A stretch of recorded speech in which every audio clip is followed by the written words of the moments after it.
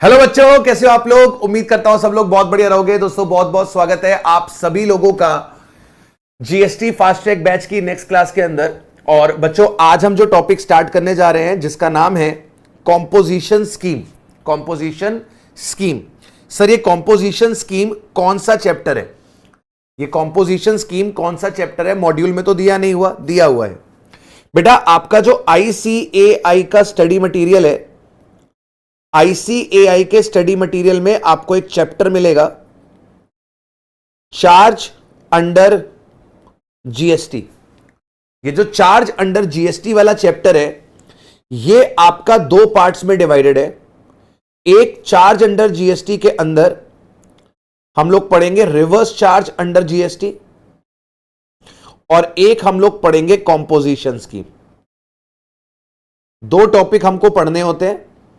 Reverse charge आएगा section number 9 के अंदर और कॉम्पोजिशन स्कीम आती है सेक्शन नंबर 10 के अंदर। तो आज के इस सेशन में हम लोग आपसे जो वार्तालाप करने वाले हैं वो वार्तालाप आपसे होने वाली है बेटा हमारे पास कॉम्पोजिशन स्कीम की, यानी कि सेक्शन नंबर 10 की वार्तालाप आपके साथ होने वाली है। सर ये कॉम्पोजिशन स्कीम होती क्या है उसके बारे में समझ लेते हैं, इसका बैकग्राउंड समझ लेते हैं एंड देन उसके बाद हम सेक्शन नंबर 10 को रीड करना स्टार्ट करेंगे। इसका बैकग्राउंड समझ लेते हैं, इसका बैकग्राउंड समझ लेते हैं। सर ये कॉम्पोजिशन स्कीम बेसिकली पता है किसके लिए बनाई गई है? ये कॉम्पोजिशन स्कीम बनाई गई है फॉर स्मॉल टैक्स पेयर। ये एक स्कीम है,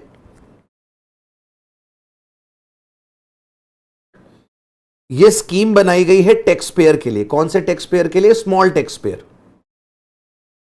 अब आप पूछेंगे सर स्मॉल टैक्स पेयर कौन होता है? बेटा स्मॉल टैक्स पेयर वो व्यक्ति होता है जिसका प्रीसीडिंग फाइनेंशियल ईयर का टर्नओवर, प्रीसीडिंग फाइनेंशियल ईयर का टर्नओवर मतलब पिछले साल का टर्नओवर अगर अप टू 150 लाख है यानी कि 1.5 करोड़ रुपए तक है। अगर आपका पिछले साल का टर्नओवर 150 लाख तक है तो ये कॉम्पोजिशन स्कीम आपके लिए है। ये जो स्कीम है, ये जो कॉम्पोजिशन स्कीम है, this composition scheme is optional scheme, is optional scheme मतलब स्मॉल टैक्स पेयर चाहे तो वो कॉम्पोजिशन स्कीम ऑप्ट करे, वो चाहे तो कॉम्पोजिशन स्कीम ऑप्ट ना करे, उसकी मर्जी। सर वो ऑप्ट क्यों करेगा? कॉम्पोजिशन स्कीम वो ऑप्ट क्यों करेगा या क्यों ऑप्ट नहीं करेगा, उसी के बारे में चैप्टर है पूरा। लेकिन मैं आपको कुछ बेसिक डिफरेंस बताना चाहता हूं कि नॉर्मल स्कीम में क्या होता है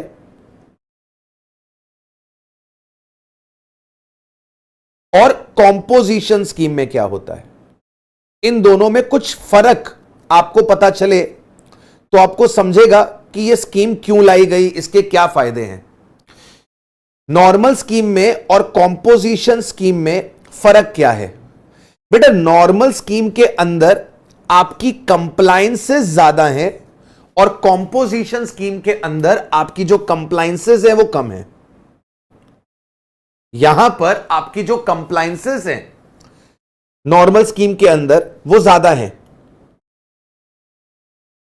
कंप्लायंसेस ज्यादा है और यहां पर कंप्लायंसेस कम है। मिसाल के तौर पर यहां पर आपको मंथली पेमेंट करनी होती है टैक्सेस की,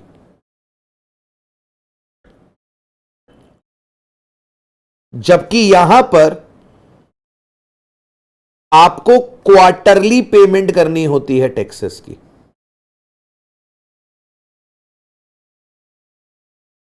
अब एक बात को समझो कि अगर आपको क्वार्टरली पेमेंट करनी है टैक्सेस की तो आपकी वर्किंग कैपिटल की रिक्वायरमेंट क्या होगी? कम होगी।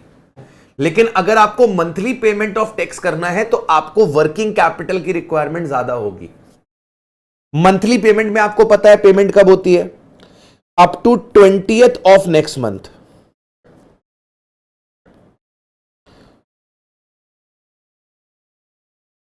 टाइम ऑफ सप्लाई में पढ़ा था ना, टाइम ऑफ सप्लाई में up to 20th of next month आपको ये जो है वो क्या करना होता है sir, up to 20th of next month आपको पेमेंट करनी होती है।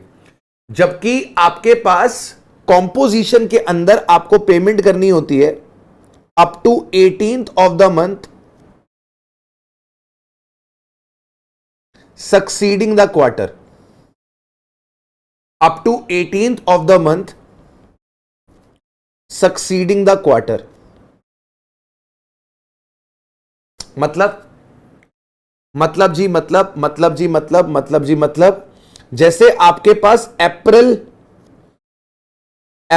25 से जून 25 ये जो क्वार्टर है आपका क्वार्टर 1, इस क्वार्टर का पेमेंट आप करोगे 18 जुलाई 25 तक।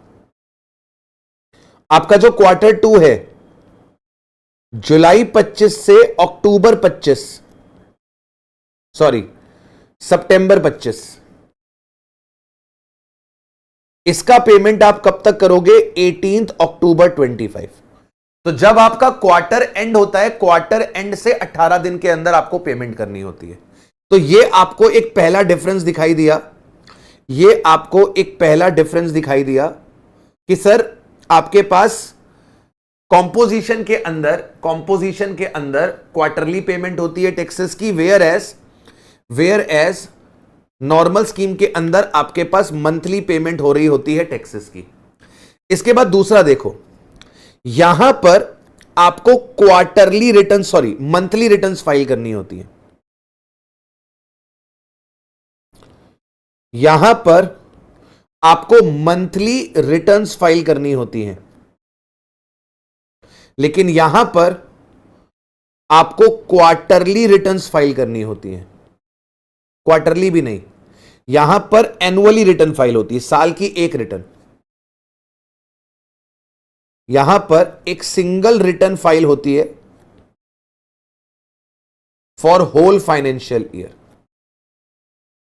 पूरे फाइनेंशियल ईयर का आपके पास सिंगल रिटर्न यहां पर क्या होता है बेटा, फाइल होता है, single return for whole financial year. यहां पर आप मंथली रिटर्न फाइल कर रहे होते हो और यहां पर आप सिंगल रिटर्न फाइल करते हो फॉर होल ईयर। ठीक है, अब इससे क्या होगा सर, इससे आपकी कंप्लायंस कॉस्ट बचेगी। जैसे भाई अगर आप बिजनेस चला रहे हो और आपको मंथली रिटर्न्स फाइल करनी है तो आपको टैक्स प्रोफेशनल की हेल्प हर महीने लेनी पड़ेगी। सीए साहब के पास हर महीने जाना पड़ेगा, सीए साहब हर महीने रिटर्न फाइल करने का पैसा लेंगे। लेकिन अगर कॉम्पोजिशन स्कीम ऑप्ट कर रखी है तो साल में सीए साहब के पास एक ही बार जाना पड़ेगा, वो एक ही बार रिटर्न फाइल करने का पैसा लेंगे। ठीक है, यहां पर आपके डिटेल्ड बुक्स ऑफ अकाउंट्स बनते हैं, यहां पर आपके डिटेल्ड बुक्स ऑफ अकाउंट बनते हैं, जबकि यहां पर detailed books of accounts required नहीं होते। यहां पर डिटेल्स बुक्स ऑफ अकाउंट्स आपको रिक्वायर्ड नहीं होते। ठीक है, इसके अलावा यहां पर जो जीएसटी के रेट्स हैं नॉर्मल स्कीम के अंदर वो है 5%, 12%, 18% और 28%, जबकि यहां पर जो जीएसटी के रेट्स हैं वो लोअर हैं। यहां पर 1%, 5% और 6%। मतलब नॉर्मल स्कीम के अंदर आपका जो मैक्सिमम जीएसटी का रेट है वो 28 है, जबकि कॉम्पोजिशन स्कीम के अंदर आपका जो मैक्सिमम जीएसटी रेट है वो आपके पास कितना है, वो आपके पास केवल और केवल 6% का निकल कर आता है, वो आपके पास केवल 6% का निकल कर आता है। So this is the difference. Sir difference देखें तो हमें कॉम्पोजिशन स्कीम अच्छी लग रही है, मतलब अगर हम एक छोटा टैक्स पेयर हैं, तो हम काहे को नॉर्मल स्कीम लेंगे, हम कॉम्पोजिशन स्कीम लेंगे, क्योंकि यहां पे कंप्लायंसेस कम है, हमें टैक्सेस क्वार्टरली देने हैं, साल में हमें सिंगल रिटर्न भरनी है, डिटेल्ड बुक्स भी नहीं बनानी, अकाउंटिंग का खर्चा बचेगा, इसके बाद जीएसटी का रेट भी कम है, तो हम तो कॉम्पोजिशन स्कीम ही लेंगे ना, हम नॉर्मल स्कीम क्यों लेंगे। देखो हर चीज का फायदा भी होता है और नुकसान भी होता है। अभी मैंने आपको केवल कॉम्पोजिशन स्कीम के फायदे दिखाए हैं, तो फायदे देखने के बाद आपको कॉम्पोजिशन स्कीम अच्छी लग रही है, लेकिन जब आप इसके नुकसान देखोगे तो फिर आप कहोगे नहीं, हम कंपोजिशन स्कीम नहीं लेंगे, हम नॉर्मल स्कीम लेंगे। ठीक है, तो वो आप एक बार डिसएडवांटेजेस को देखने के बाद डिसाइड करना कि आपको कंपोजिशन स्कीम लेना है कि नहीं लेना है। अगर आपको लगता है कि इसके एडवांटेजेस ज्यादा हैं, नुकसान कम है, तो आप कंपोजिशन ले लो। आपको लगता है कि सर इसके नुकसान ज्यादा हैं, बेनिफिट्स कम हैं, तो आप कंपोजिशन छोड़ देना। ये case to case base differ करेगा। किसी भी चीज के बेनिफिट्स और डिसएडवांटेजेस दोनों देखने चाहिए, और बेनिफिट्स अगर ज्यादा हैं, नुकसान कम है, तभी उस चीज को ऑप्ट करना चाहिए। ठीक है, तो अभी मैंने आपको एक ओवरव्यू दे दिया कि सर आपके पास बैकग्राउंड क्या है इस पर्टिकुलर चैप्टर का। अब एक और चीज देखो, कॉम्पोजिशन स्कीम इसलिए लाई गई थी ताकि जो छोटा टैक्स पेयर है वो कंपीट कर सके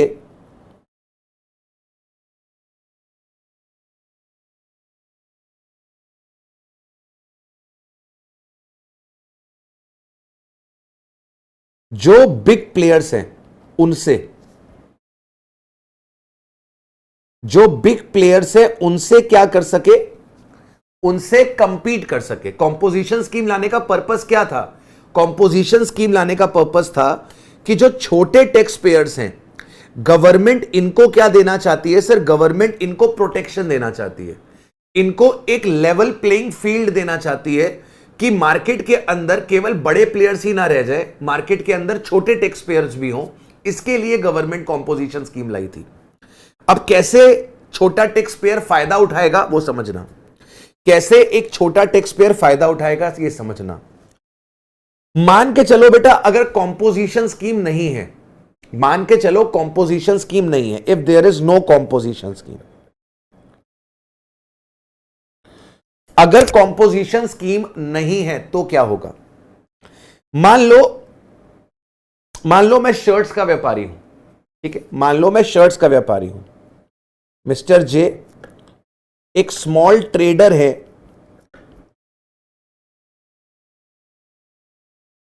ऑफ शर्ट्स। मैं शर्ट्स का एक छोटा ट्रेडर हूं, ठीक है, मैं शर्ट्स का एक छोटा ट्रेडर हूं। मेरी शर्ट की जो कॉस्ट आती है ना, मेरी जो शर्ट की कॉस्ट आती है वो आती है 500 रुपए की, या थोड़ा और बढ़ा देते हैं, मेरे शर्ट की कॉस्ट आती है 600 रुपए की, 600 रुपए की। इस पे मैं क्या करता हूं बेटा? इस पे मैं अपना प्रॉफिट ऐड करता हूं, इसमें मैं अपना प्रॉफिट ऐड करता हूं। प्रॉफिट से पहले मैं इसमें अदर एक्सपेंसेस भी ऐड कर देता हूं, दुकान का खर्चा, बिजली का खर्चा, ठीक है, अदर एक्सपेंसेस मैं जोड़ देता हूं, अदर एक्सपेंसेस। मान लो शर्ट के ऊपर मेरे अदर एक्सपेंसेस आ रहे हैं 200 रुपए के, मान लो शर्ट के ऊपर मेरे अदर एक्सपेंसेस आ रहे हैं 200 रुपए के, तो मेरी टोटल कॉस्ट कितने की बन गई?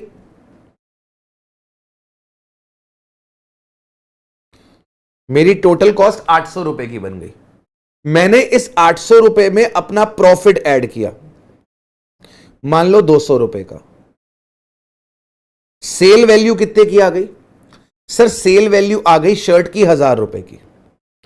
आप मेरे पास शर्ट खरीदने आते हो तो मैं आपसे कहता हूं शर्ट 1000 रुपए की है, प्लस इस पे जीएसटी लगेगी 12% की, यानी कि आपको शर्ट कितने की पड़ेगी? आपको शर्ट पड़ेगी 1120 रुपए की। इसको बोलते हैं इनवॉइस वैल्यू। मतलब कंज्यूमर को यह शर्ट कितने की पड़ेगी? कंज्यूमर को यह शर्ट पड़ेगी बेटा 1120 रुपए की, कंज्यूमर को यह शर्ट पड़ेगी 1120 रुपए की। अब सर मान लो मेरे ही दुकान के बगल में एक बड़ा सा शोरूम है, ठीक है, let's say Reliance trend, let's say मेरे ही दुकान के बगल में एक बड़ा सा शोरूम है रिलायंस ट्रेंड्स का। ये ना क्या करते हैं बेटा, बल्क में शर्ट्स परचेस करते हैं मैन्युफैक्चरर से, बल्क में शर्ट परचेस करते हैं। तो जिस मैन्युफैक्चरर से शर्ट मैंने खरीदी है उसी मैन्युफैक्चरर से रिलायंस ट्रेंड्स भी शर्ट खरीदता है। अब क्योंकि मैं छोटा व्यापारी हूं, मेरी एक ही दुकान है, वो भी छोटी सी, तो मैं छोटी क्वांटिटी में शर्ट खरीदता हूं। लेकिन रिलायंस ट्रेंड तो पूरे भारत में है ना, भारत के हर शहर में है ना, हर शहर में होगा तो मैक्सिमम शहर में है, तो पूरे इंडिया लेवल की परचेजिंग ट्रेंड्स करता है, बल्क में माल खरीदता है। तो जब ये बल्क में माल खरीदता है, तुमको पता है इसको शर्ट कितने की पड़ती है? इसको शर्ट पड़ती है बेटा कुल 250 रुपए की। बल्क में खरीदता है, कुल 250 रुपए की इसको शर्ट पड़ती है। लेकिन इसके अदर एक्सपेंसेस मुझसे ज्यादा हैं, क्योंकि मार्केटिंग वगैरह भी करता है ना, ये एड्स वगैरह बहुत चलाता है, तो इसके अदर एक्सपेंसेस बहुत ज्यादा हैं। शोरूम बड़े होते हैं इसके, उसका खर्चा ज्यादा आता है, लाइटिंग का खर्चा ज्यादा आता है, स्टाफ ज्यादा होते हैं, उसका खर्चा ज्यादा आता है। तो इसके जो अदर एक्सपेंसेस हैं वो मुझसे ज्यादा हैं। तो मान लो इसके अदर एक्सपेंसेस जो हैं वो है 300 रुपए के, 300 रुपए के। यानी कि इसको जो टोटल कॉस्ट पड़ती है शर्ट की, वो कितने की पड़ती है? इसको टोटल कॉस्ट पड़ती है शर्ट की 550 रुपए की। अब ये भी मेरी तरह 200 रुपए का प्रॉफिट ऐड करता है। इसको शर्ट पड़ती है 750 रुपए की। This is the sale value. और इसके ऊपर ये क्या करता है सर? इसके ऊपर ये क्या करता है सर? इसके ऊपर ये क्या करता है? इसके ऊपर ये जीएसटी लगा देता है। इसके ऊपर ये जीएसटी लगा देता है 12% का। इसके ऊपर ये जीएसटी लगा देता है 12% का। तो 750 का 12% इज 90। अब ये शर्ट आपको कितने की बेच रहा है? ये शर्ट आपको बेच रहा है 840 रुपए की। ये शर्ट आपको कितने की बेच रहा है? 840 रुपए की। यह एक काम और कर लेते हैं, कि इसका प्राइस हम 200 रुपए से बढ़ा देते हैं, इसको 450 कर देते हैं। ठीक है, बहुत सस्ती हो गई थी शर्ट बहुत ही ज्यादा सस्ती हो गई थी। इसको ठीक कर लेते हैं,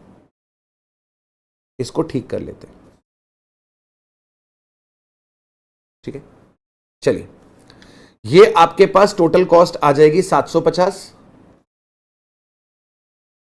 प्रॉफिट ऐड कर लिया इसने भी 200 रुपए का, इसकी वैल्यू हो गई 950। और 950 में 12% 114। अब आप सोच के बताओ कि आप शर्ट किससे खरीदना पसंद करोगे? आप जरा सोच के बताओ कि आप शर्ट किससे खरीदना पसंद करोगे? सर ऑब्वियसली आप शर्ट परचेज करना पसंद करोगे रिलायंस ट्रेंड से। क्यों? क्योंकि सर सेम शर्ट मैं आपको 1120 रुपए की दे रहा हूं और सेम शर्ट ये आपको 1060 रुपए की दे रहा है। ये सेम शर्ट आपको 1060 रुपए की दे रहा है। ठीक है, 1060 रुपए की दे रहा है। हो सकता है ये आपको 64 रुपए का डिस्काउंट भी दे दे, 1000 रुपए में शर्ट दे देगा। ये आपको 1000 रुपए में भी शर्ट दे सकता है। ठीक है, इसने लेट से आपको डिस्काउंट भी ऑफर कर दिया। लो जी, इसने आपको डिस्काउंट भी ऑफर कर दिया। चलता रहता है ना इन लोग के यहां तो डिस्काउंट। इसने आपको 64 रुपीज का डिस्काउंट भी दे दिया। लो जी, यानी कि आफ्टर डिस्काउंट ये आपको शर्ट कितने की दे रहा है? आफ्टर डिस्काउंट ये शर्ट आपको दे रहा है 1000 रुपए की, 1000 रुपए की। लेकिन मैं आपको शर्ट कितने की दे पा रहा हूं? मैं आपको शर्ट दे पा रहा हूं 1120 रुपए की। तो आप शर्ट किससे खरीदोगे? सर ऑब्वियसली आप शर्ट खरीदोगे रिलायंस ट्रेंड से। ऑब्वियसली आप शर्ट किससे खरीदोगे? रिलायंस ट्रेंड से शर्ट खरीदोगे। लेकिन कॉम्पोजिशन स्कीम क्या करती है? कॉम्पोजिशन स्कीम क्या करती है? If composition scheme is opted, अगर कॉम्पोजिशन स्कीम ऑप्ट कर ली जाए, अगर कॉम्पोजिशन स्कीम ऑप्ट कर ली जाए, तो उस केस में ये जो छोटा ट्रेडर है, ये क्या कर सकता है सर? ये कंपटीशन दे सकता है। किसको? ये कंपटीशन दे सकता है अपने पास, ये कंपटीशन दे सकता है अपने पास बड़े सप्लायर को। अब अगर कंपोजिशन स्कीम ऑप्ट हो जाएगी, आपको पता है जीएसटी का जो रेट है, जीएसटी का जो रेट है शर्ट्स के ऊपर, गुड्स के ऊपर जीएसटी लगती है 1% से। अगर आपने कंपोजिशन लिया हुआ है ना, अगर आपने कंपोजिशन लिया हुआ है, अगर आप गुड्स के ट्रेडर हो, अगर आप गुड्स के ट्रेडर हो, तो कॉम्पोजिशन वाला जो जीएसटी होता है ना, जो कॉम्पोजिशन वाला जीएसटी होता है वो आपका 1% का एप्लीकेबल होता है। तो 12% की जगह जीएसटी कितने का लगेगा? 1% का, यानी कि 10 रुपए का। टोटल वैल्यू कितनी आ गई? टोटल वैल्यू आ गई 1010 रुपए की। अब मैं भी क्या कर सकता हूं, आपको 10 रुपए का तो डिस्काउंट दे ही सकता हूं ना। 10 रुपए is not a big deal. मैं भी आपको 10 रुपए का डिस्काउंट दे सकता हूं, यानी कि अब मेरी शर्ट भी कितने की है? 1000 रुपए की है। मतलब अगर मैं कॉम्पोजिशन स्कीम ऑप्ट नहीं करता हूं, अगर मैं कॉम्पोजिशन स्कीम ऑप्ट नहीं करता हूं, तो मेरे ऊपर जो जीएसटी लगेगी और जो बड़े सप्लायर के ऊपर जीएसटी लग रही है वो सेम होगी। मेरे ऊपर जो जीएसटी लग रही है और कॉम्पोजिशन सप्लायर पे जो जीएसटी लग रही है, वो दोनों जीएसटी क्या होंगी? वो दोनों जीएसटी सेम होंगी। यहां पर जो बड़ा सप्लायर है, क्योंकि वो बल्क में खरीदता है, तो उसकी परचेस कॉस्ट कम निकलेगी। उसकी परचेस कॉस्ट कम निकलेगी क्योंकि वो बल्क में परचेस करता है, तो वो अपना माल सस्ता बेच सकता है। लेकिन क्योंकि मैं बल्क में नहीं खरीद पाता, जिसकी वजह से मेरी कॉस्ट ज्यादा आती है, तो मेरा जो फाइनल सेल वैल्यू है इंक्लूडिंग जीएसटी, वो बड़े सप्लायर के कंपैरिजन में ज्यादा आएगा, जिसकी वजह से कस्टमर मेरे पास नहीं आएगा, कस्टमर रिलायंस ट्रेंड के पास जाके माल खरीदेगा। तो अगर कॉम्पोजिशन स्कीम नहीं होती, तो जो छोटे व्यापारी हैं वो मार्केट से क्या हो जाते? आउट। क्योंकि छोटे व्यापारी का जो सेलिंग प्राइस आता वो बड़े व्यापारी के कंपैरिजन में ज्यादा होता। तो बड़े व्यापारी के पास सारे कस्टमर जाते, ना कि छोटे व्यापारी के पास। लेकिन कॉम्पोजिशन आने की वजह से छोटे व्यापारी की जो सेल वैल्यू है वो बड़े व्यापारी के आसपास आ सकती है, जिससे छोटा व्यापारी बड़े व्यापारी को एक प्रॉपर कंपटीशन दे सकता है और ये छोटा व्यापारी भी आगे चल के बड़ा व्यापारी बन सकता है। बात समझा? तो कॉम्पोजिशन स्कीम छोटे व्यापारी के लिए लाया गया ताकि छोटी व्यापारी की जो कंप्लायंस कॉस्ट हो वो कम आ जाए, उसका कंप्लायंस का बर्डन कम हो जाए, एंड सेकेंडली कि छोटा व्यापारी कंपीट कर सके बड़े व्यापारी के साथ। इसके लिए आपके पास कॉम्पोजिशन स्कीम को क्या किया गया? लाया गया। चलिए भाई, अब एक बारी किताब से रीड कर लेते हैं, नोट्स पर आ जाएंगे। Section 10 composition scheme. Composition levy is an alternative method levy of tax design for the small tax payers. तो कह रहा है कि ऑप्शनल स्कीम है, कोई जबरदस्ती नहीं है कि आप कॉम्पोजिशन स्कीम ले लो, कोई जबरदस्ती नहीं है, आपकी मर्जी है, आप कॉम्पोजिशन लो, आपकी मर्जी है, आप मत लो। Composition scheme is an alternative method for the small tax payer. Small tax payer कौन होता है sir? Sir small tax payer वो व्यक्ति है जिसका aggregate turnover preceding financial year का अप टू 1.5 CR है, मतलब कि 150 लाख है। मतलब एक ऐसा व्यक्ति जिसका पिछले साल का टर्नओवर अगर 1.5 करोड़ को एक्सीड नहीं करता, वो व्यक्ति एलिजिबल हो जाएगा, एलिजिबल हो जाएगा फॉर द कॉम्पोजिशन स्कीम। अब यही जो आपकी 150 करोड़ की लिमिट है, इसी लिमिट को रिड्यूस किया हुआ है टू 75 lakh.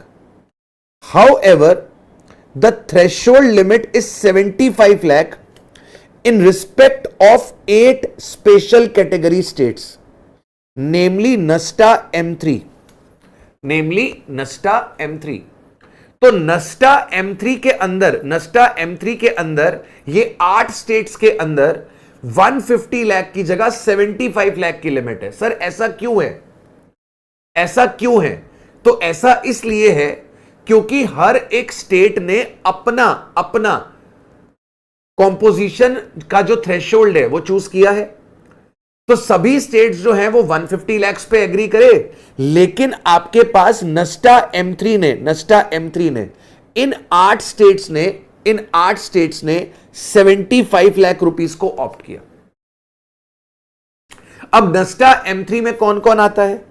NASTA M3 में आता है आपके पास नागालैंड, उत्तराखंड, सिक्किम, त्रिपुरा, अरुणाचल प्रदेश, मिजोरम, मणिपुर और मेघालय। इन 8 स्टेट्स के अंदर आपके पास 75 लाख की लिमिट है, और इन 8 स्टेट्स के अलावा आपके पास कॉम्पोजिशन स्कीम ऑप्ट करने के लिए 150 लाख का लिमिट है। 8 स्टेट्स कौन से हैं सर? 8 स्टेट्स है नस्टा M3।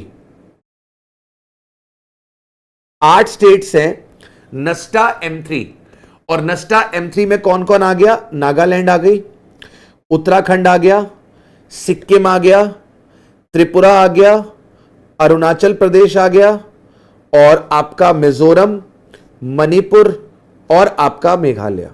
These 8 states have opted for 75 lakh, and other than these 8 states हमारे पास थ्रेशोल्ड कितने की है? 150 लाख की।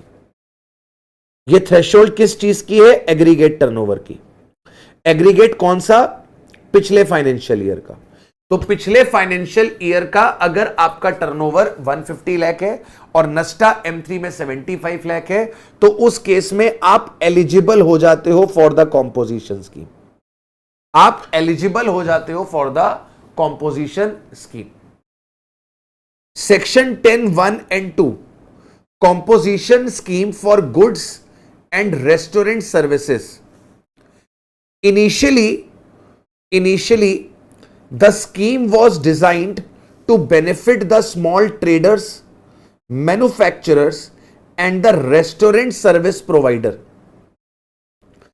जब आपके जीएसटी का जन्म हुआ था, तब ये कॉम्पोजिशन स्कीम केवल और केवल जो लोग गुड्स में डील करते हैं, चाहे वो गुड्स के ट्रेडर हैं, चाहे वो गुड्स के मैन्युफैक्चरर हैं, ये स्कीम किसके लिए बनाई गई थी? ये स्कीम बनाई गई थी गुड्स के सप्लायर के लिए, और जो लोग रेस्टोरेंट की सर्विसेज देते हैं उनके लिए। जो लोग रेस्टोरेंट की सर्विसेज देते हैं उनके लिए, मतलब अगर आप और कोई सर्विसेज प्रोवाइड करते हो तो आपको कॉम्पोजिशन नहीं मिलेगा, ऐसा रूल बनाया गया था। जब नया नया जीएसटी आया था 2017 में जब जीएसटी आया था, तो ऐसा कहा गया था कि कॉम्पोजिशन स्कीम किसको मिलेगी? कॉम्पोजिशन स्कीम मिलेगी उस व्यक्ति को जो गुड्स का सप्लायर है। गुड्स के सप्लायर में आप गुड्स के ट्रेडर हो सकते थे, या फिर आप गुड्स के मैन्युफैक्चरर हो सकते थे। आप गुड्स के ट्रेडर हो सकते थे या फिर आप गुड्स के मैन्युफैक्चरर हो सकते थे। इसके साथ साथ आप रेस्टोरेंट की सर्विसेज दे सकते हो।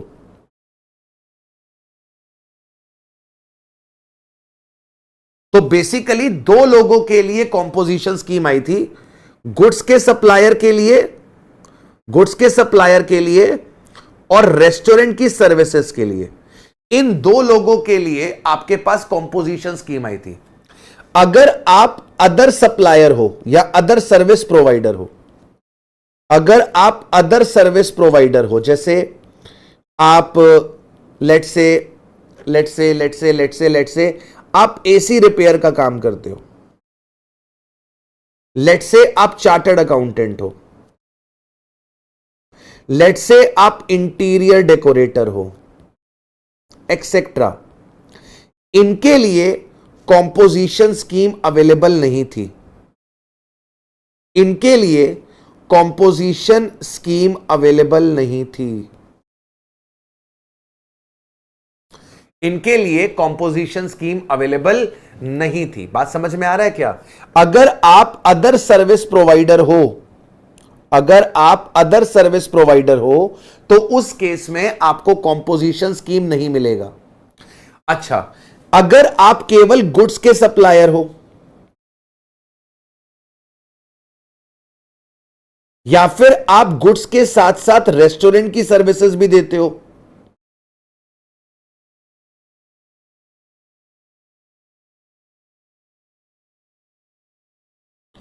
या फिर आप केवल रेस्टोरेंट वाली सर्विस देते हो। तो इन तीनों सिनेरियो में आपके पास कॉम्पोजिशन स्कीम अवेलेबल है।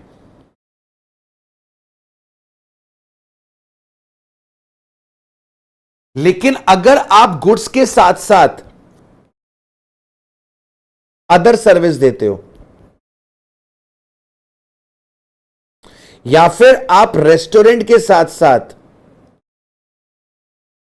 अदर सर्विस देते हो,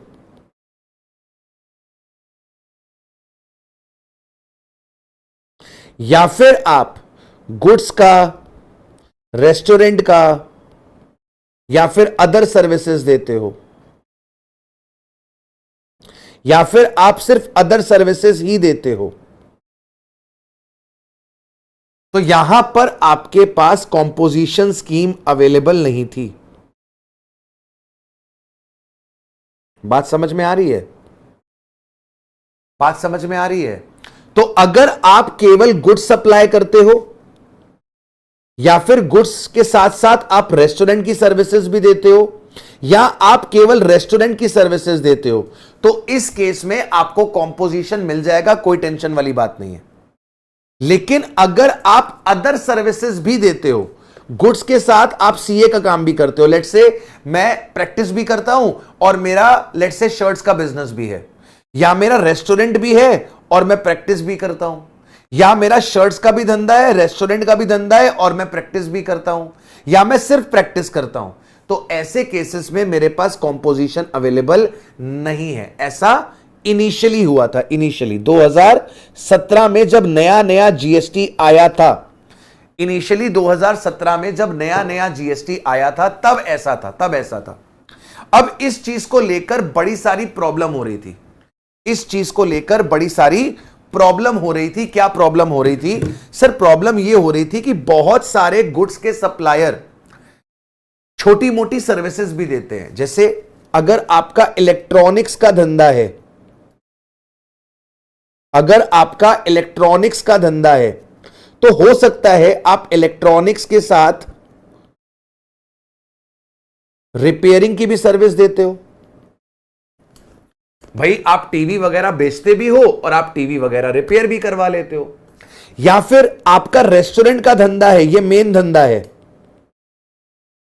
रेस्टोरेंट आपका मेन धंधा है, लेकिन आप पार्ट टाइम में इंटीरियर डेकोरेशन का भी काम कर लेते हो,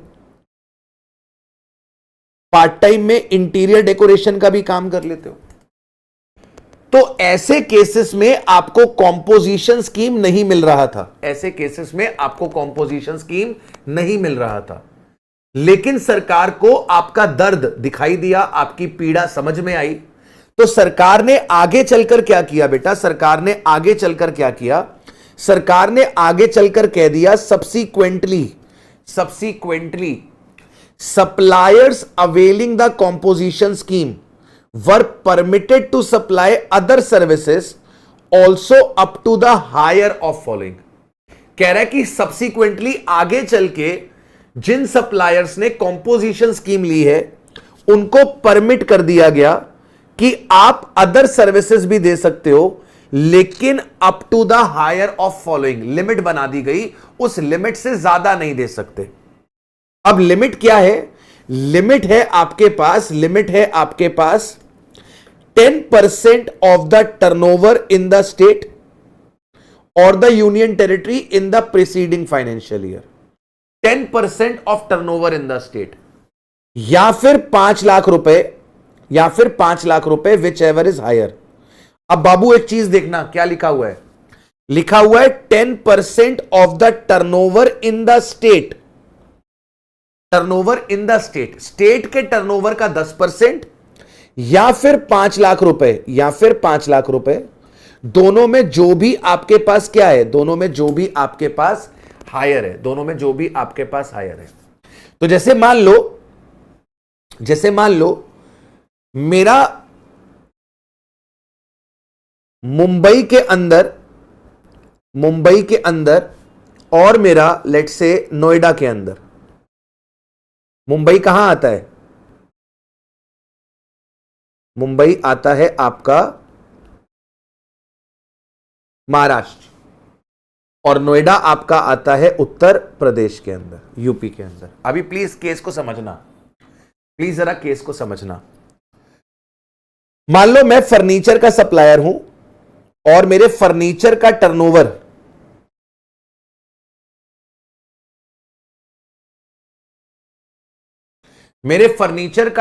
दे रखा है। मुंबई में मेरा टर्नओवर था मान लो 75 लाख रुपए, मुंबई में मेरा टर्नओवर था 75 लाख रुपए, और नोएडा में मेरा टर्नओवर था मान लो 25 लाख रुपए। नोएडा में मेरा टर्नओवर था मान लो 25 लाख रुपए। अब मैं क्या करना चाहता हूं सर, अब मैं फर्नीचर की रिपेयरिंग की सर्विसेज भी देना चाहता हूं। अब मैं फर्नीचर की रिपेयरिंग की भी सर्विस देना चाहता हूं। ठीक है, ये जो मैंने टर्नओवर दिया है ये आपको मैंने प्रीसीडिंग फाइनेंशियल ईयर का दिया है। ये टर्नओवर मैंने आपको प्रीसीडिंग फाइनेंशियल ईयर का दिया है कि मेरा पिछले साल का टर्नओवर मुंबई का और नोएडा का मिलाकर कितना है, 75 लाख और 25 लाख। यानी कि अगर आप ध्यान से देखो तो मेरा एग्रीगेट टर्नओवर, ध्यान से देखो आप, मेरा एग्रीगेट टर्नओवर कितना है, मेरा एग्रीगेट टर्नओवर 100 लाख का है। मेरा एग्रीगेट टर्नओवर 100 लाख का है। यानी क्या मैं एलिजिबल हूं एग्रीगेट टर्नओवर के लिए? हां सर, क्योंकि आपका एग्रीगेट टर्नओवर 150 लाख को एक्सीड नहीं कर रहा तो आप एलिजिबल हो।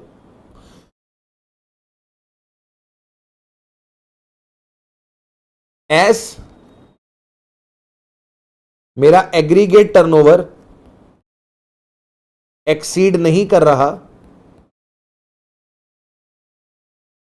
150 लाख को, देयरफॉर मैं एलिजिबल हूं फॉर कॉम्पोजिशन स्कीम। मैं एलिजिबल हूं फॉर कॉम्पोजिशन स्कीम। तो अब अगर मैं कॉम्पोजिशन स्कीम के लिए एलिजिबल हूं और मैं अब साथ में रिपेयरिंग की सर्विसेज भी देना चाहता हूं, तो मैं रिपेयरिंग की सर्विसेज कितनी दे सकता हूं? सर रिपेयरिंग की सर्विसेज आप दे सकते हो 10% of turnover in the state, 10% of turnover in the state, या फिर 5 लाख रुपए, इन दोनों में जो भी आपका हायर है। इन दोनों में जो भी आपका हायर है, इन दोनों में जो भी आपका हायर है। तो मुंबई के अंदर मेरा टर्नओवर 75 लाख है। 75 लाख का 10% है 7.5 लाख। 7.5 लाख, 7.5 लाख और 5 lakh, which is higher. तो मैं महाराष्ट्र के अंदर सर्विसेज कितनी दे सकता हूं? 7.5 लाख की। वहीं पे यूपी के अंदर 25 लाख का टर्नओवर है मेरा, तो 25 लाख का 10% होता है 2.5 लाख। 2.5 लाख और 5 lakh, which is higher, 5 lakh. तो मैं महाराष्ट्र स्टेट के अंदर मेरे पास कितनी लिमिट आ गई? महाराष्ट्र स्टेट के अंदर आप 7.5 लाख रुपए तक का सर्विसेज दे सकते हो। रिपेयरिंग सर्विसेज आप कितना दे सकते हो? 7.5 लाख रुपए तक का। और यूपी स्टेट के अंदर आप कितना दे सकते हो सर? यूपी स्टेट के अंदर आप दे सकते हो सर जी 5 लाख रुपए का, 5 लाख रुपए का। लिमिट कंबाइन करके चेक नहीं करनी है, ये लिमिट आपको अलग अलग चेक करनी है। महाराष्ट्र की लिमिट आप अलग चेक करोगे और यूपी की लिमिट आप अलग चेक करोगे। यही चीज मैंने आपको यहां पर बताई कि यहां पर फोकस करो, क्या लिखा हुआ है यहां पर 10% of turnover in the state लिखा हुआ है। स्टेट के टर्नओवर का 10% या फिर 5 lakh, which is higher. State के टर्नओवर का 10% या फिर 5 लाख रुपए, विच एवर इज हायर, ऐसा लिखा हुआ है। ठीक है, ओके सर, ओके सर। एक कंफ्यूजन आ रहा है दिमाग में, सर मान लो हम दिल्ली से ऑपरेट करते हैं, हम जयपुर से ऑपरेट करते हैं और हम लुधियाना से ऑपरेट करते हैं। ठीक है, दिल्ली तो दिल्ली में ही आ गया, जयपुर राजस्थान का पार्ट हो गया, और लुधियाना आपका पंजाब का पार्ट हो गया, पंजाब का पार्ट हो गया। हमारा प्रीसीडिंग फाइनेंशियल ईयर का टर्नओवर दे रखा है सर। दिल्ली के अंदर हमारे पास टर्नओवर था 40 लाख रुपए का, जयपुर में हमारे पास टर्नओवर था 50 लाख रुपए का, और लुधियाना में हमारे पास टर्नओवर था सर मान लो 45 लाख रुपीस का। तो हमारा एग्रीगेट टर्नओवर जो आ रहा है वो आ रहा है प्रीसीडिंग फाइनेंशियल ईयर का एग्रीगेट टर्नओवर आ रहा है 135 लाख। अब सर यहां पर हमारे पास कोई भी स्पेशल कैटेगरी स्टेट नहीं है, दिल्ली जयपुर लुधियाना कोई भी स्पेशल कैटेगरी स्टेट नहीं है, तो हमारे ऊपर थ्रेशोल्ड कौन सा एप्लीकेबल होगा? हमारे ऊपर थ्रेशोल्ड एप्लीकेबल होगा 150 लाख वाला, 150 लाख वाला। अब क्योंकि हमारा टर्नओवर 135 लाख ही है, मतलब कि थ्रेशोल्ड के अंदर है, तो यहां पर अपन क्या हो चुके हैं?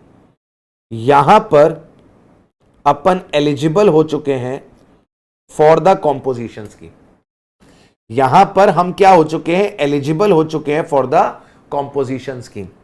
लेकिन सर एक बात बताओ, अगर हमारे पास स्पेशल कैटेगरी स्टेट भी होती, जैसे दिल्ली में हमारा टर्नओवर आपने कहा 40 लाख है, ठीक है, जयपुर में हमारा टर्नओवर जो कि राजस्थान में आता है, हमारा टर्नओवर 50 लाख है, और सर मान लो हम यहां पर नागालैंड में ऑपरेट कर रहे होते,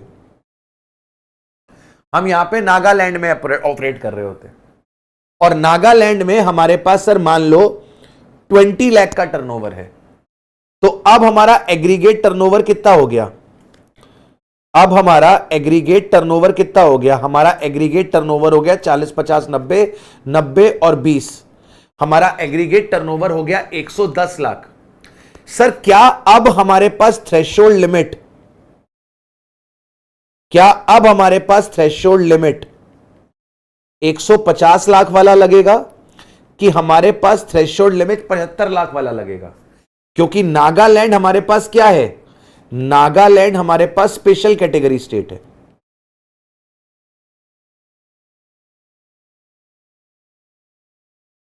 नागालैंड हमारे पास क्या है? स्पेशल कैटेगरी स्टेट है।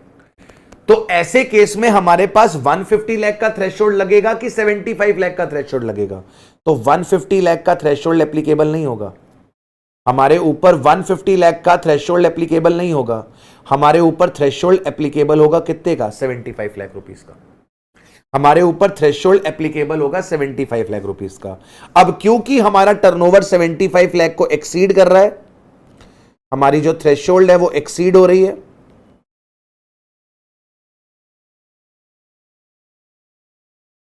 यहां पर अब आप एलिजिबल नहीं हो फॉर कॉम्पोजिशन स्कीम। यहां पर अब आप एलिजिबल नहीं हो फॉर कॉम्पोजिशन स्कीम। अभी तक हमने क्या क्या बातें करी, मैं आपके साथ वो बातों को वापस से रिपीट करना चाहता हूं। मैं वो बातों को आपके पास वापस से रिपीट करना चाहता हूं। सर ये स्कीम किसके लिए है? ये स्कीम स्मॉल टैक्स पेयर के लिए है। स्मॉल टैक्स पेयर के लिए ये ऑप्शनल स्कीम है। कॉम्पोजिशन स्कीम जो है वो ऑप्शनल स्कीम है। स्मॉल टैक्स पेयर कौन होता है? सर स्मॉल टैक्स पेयर वो व्यक्ति होता है जिसका प्रीसीडिंग फाइनेंशियल ईयर का टर्नओवर अप टू 150 लाख हो, ठीक है, और ये 150 लाख की लिमिट 75 लाख हो जाती है अगर आप बिलोंग करते हो 8 स्पेशल कैटेगरी स्टेट्स को, जिसको हम नस्टा M3 के नाम से जानते हैं, जिसको हम नस्टा M3 के नाम से जानते हैं, ठीक है, नस्टा M3। नागालैंड, उत्तराखंड, सिक्किम, त्रिपुरा, अरुणाचल प्रदेश, मेघालय, मणिपुर और मिजोरम, ठीक है। अच्छा, अगर आप नॉन स्पेशल कैटेगरी स्टेट में हो, या मैं ऐसे बोल दूं, अगर आप स्पेशल कैटेगरी में भी ऑपरेट कर रहे हो प्लस आप अदर स्टेट में भी ऑपरेट कर रहे हो, तो आपके ऊपर जो थ्रेशोल्ड एप्लीकेबल होगा वो कौन सा वाला होगा? आपके ऊपर थ्रेशोल्ड अप्लाई होगा 75 लाख वाला। इसके बाद सर सेक्शन नंबर 10(1) और 10(2) कहते हैं, 10(1) और 10(2) कहते हैं कि कॉम्पोजिशन स्कीम किसके लिए है? कॉम्पोजिशन स्कीम या तो गुड्स के सप्लायर के लिए है, या तो आपके पास कॉम्पोजिशन स्कीम रेस्टोरेंट सर्विसेज के लिए है। या तो कॉम्पोजिशन स्कीम गुड्स के सप्लायर के लिए है या तो रेस्टोरेंट के सर्विसेज के लिए है, लेकिन इसके साथ साथ आप चाहो तो marginal amount of other services दे सकते हो। आप अगर चाहो तो इसके साथ साथ marginal amount of other services दे सकते हो। Marginal amount of other services आप चाहो तो इसके साथ साथ दे सकते हो, marginal amount of other services. अब ये marginal amount of other service क्या है?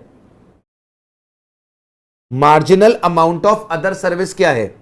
Marginal amount of other service है 10% of turnover in the state. अच्छा, 10% of preceding financial year turnover, preceding financial year turnover in the state और UT, in the state और UT, या फिर 5 लाख रुपए। इन दोनों में जो भी आपका क्या है हायर, इन दोनों में जो भी आपका क्या है बेटा हायर, इन दोनों में जो भी आपका हायर है। ठीक है, चलिए बच्चों अब बात कर लेते हैं सर, ये जो हम टर्नओवर की बात कर रहे हैं, 150 लाख का टर्नओवर, 75 लाख का टर्नओवर, 10% ऑफ टर्नओवर, ये टर्नओवर का मतलब क्या है ये समझ लेते हैं। एग्रीगेट टर्नओवर की कैलकुलेशन किस तरीके से करी जाएगी मालिक, इसकी बात कर लेते हैं। एग्रीगेट टर्नओवर की कैलकुलेशन किस तरीके से होगी इसकी बात कर लेते हैं। एग्रीगेट टर्नओवर में आपके पास टैक्सेबल सप्लाईज आएंगी।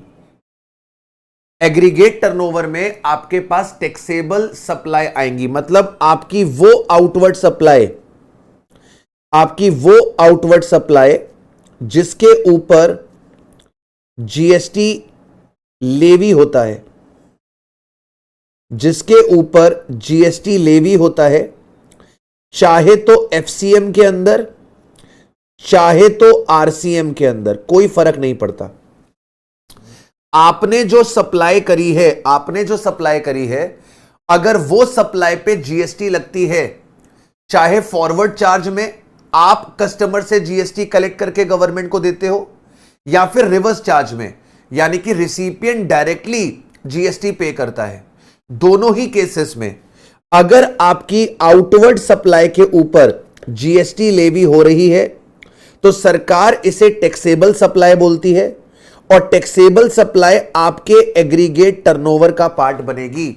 यानी कि ये 150 लाख की लिमिट के लिए, ये 75 लाख की लिमिट के लिए एग्रीगेट टर्नओवर के अंदर टैक्सेबल सप्लाई को इंक्लूड करा जाएगा, चाहे जीएसटी एफसीएम में लगे चाहे आरसीएम में लगे। इसके बाद बात करते हैं एग्जेम्प्ट सप्लाई की। एग्जेम्प्ट सप्लाई के अंदर बेटा 3 तरीके की सप्लाई कवर होती है।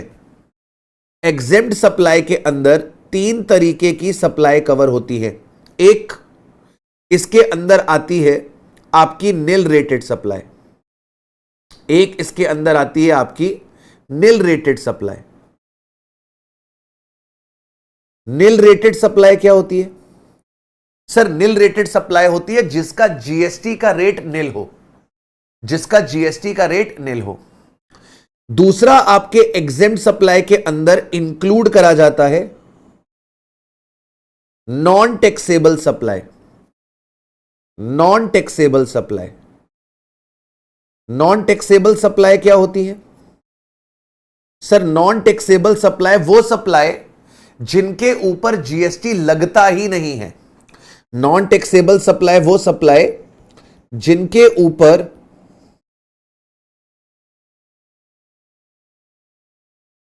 जीएसटी लगता ही नहीं है।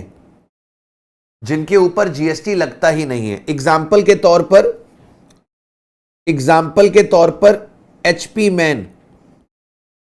मैन मैंने आपको पढ़ाया था ना इंट्रोडक्शन में, high speed diesel, petroleum product, motor spirit, aviation turbine fuel, natural gas. Alcoholic liquor for human consumption, alcoholic liquor for human consumption, वो भी आपकी किस में आती है? एग्जेम्प्ट सप्लाई में आती है, वो भी आपकी एग्जेम्प्ट सप्लाई में आती है। इसके बाद एग्जेम्प्ट सप्लाई में क्या आएगा सर? एग्जेम्प्ट सप्लाई में वो सप्लाई आएगी जिसे सरकार ने क्या कर रखा है? एग्जेम्प्ट कर रखा है, जिसे सरकार ने होली एग्जेम्प्ट कर रखा है, जिसे सरकार ने होली एग्जेम्प्ट कर रखा है, एग्जेम्पशन नोटिफिकेशन इशू करके, एग्जेम्पशन नोटिफिकेशन इशू करके जिसे सरकार ने एग्जेम्प्ट कर रखा है। तो एग्जेम्प्ट सप्लाई के अंदर 3 सप्लाई आती है। निल रेटेड सप्लाई, वो सप्लाई जिन पे जीएसटी का रेट निल है। नॉन टैक्सेबल सप्लाई, वो सप्लाई जो जीएसटी में कवर ही नहीं है, जिन पे जीएसटी लगता ही नहीं है, जिन पे जीएसटी लगता ही नहीं है। इसके बाद होली एग्जेम्प्ट सप्लाई। सर हमको एक बात समझ में नहीं आ रही, एग्जेम्प्ट सप्लाई के अंदर निल रेटेड ले लिया, मतलब जिस पे 0 रेट लगता है वो ले लिया, ओके समझता है। एग्जेम्प्ट सप्लाई के अंदर होली एग्जेम्प्ट सप्लाई आ गई, जिसको सरकार ने माफ कर दिया, वो भी ले लिया, वो भी हमको समझता है। लेकिन एग्जेम्प्ट सप्लाई के अंदर नॉन टैक्सेबल सप्लाई को क्यों ले रही है गवर्नमेंट? देखो गवर्नमेंट ये चाहती है कि तुम्हारा टर्नओवर जल्दी से जल्दी 150 लाख को या 75 लाख को एक्सीड करे। गवर्नमेंट क्या चाहती है कि तुम्हारा टर्नओवर जल्दी से जल्दी 150 लाख या फिर 75 लाख को एक्सीड करे, सो दैट तुम जीएसटी के एम्बिट में आ जाओ, मतलब नॉर्मल स्कीम में आ जाओ, तुम कॉम्पोजिशन स्कीम अवेल ना कर पाओ। गवर्नमेंट ऐसा चाहती है। तो गवर्नमेंट ने एग्रीगेट टर्नओवर की डेफिनेशन इस तरीके से डिजाइन करी है कि जल्दी से जल्दी आपका टर्नओवर 150 लाख की लिमिट को क्या कर जाए? क्रॉस कर जाए। ज्यादा लोग कॉम्पोजिशन स्कीम के अंदर ना आ पाए, ऐसा गवर्नमेंट कोशिश कर रही है। इसके बाद आपकी जो एक्सपोर्ट्स है वो भी एग्रीगेट टर्नओवर का पार्ट बन जाएंगी, जो एक्सपोर्ट्स है वो भी एग्रीगेट टर्नओवर का पार्ट बनेंगी।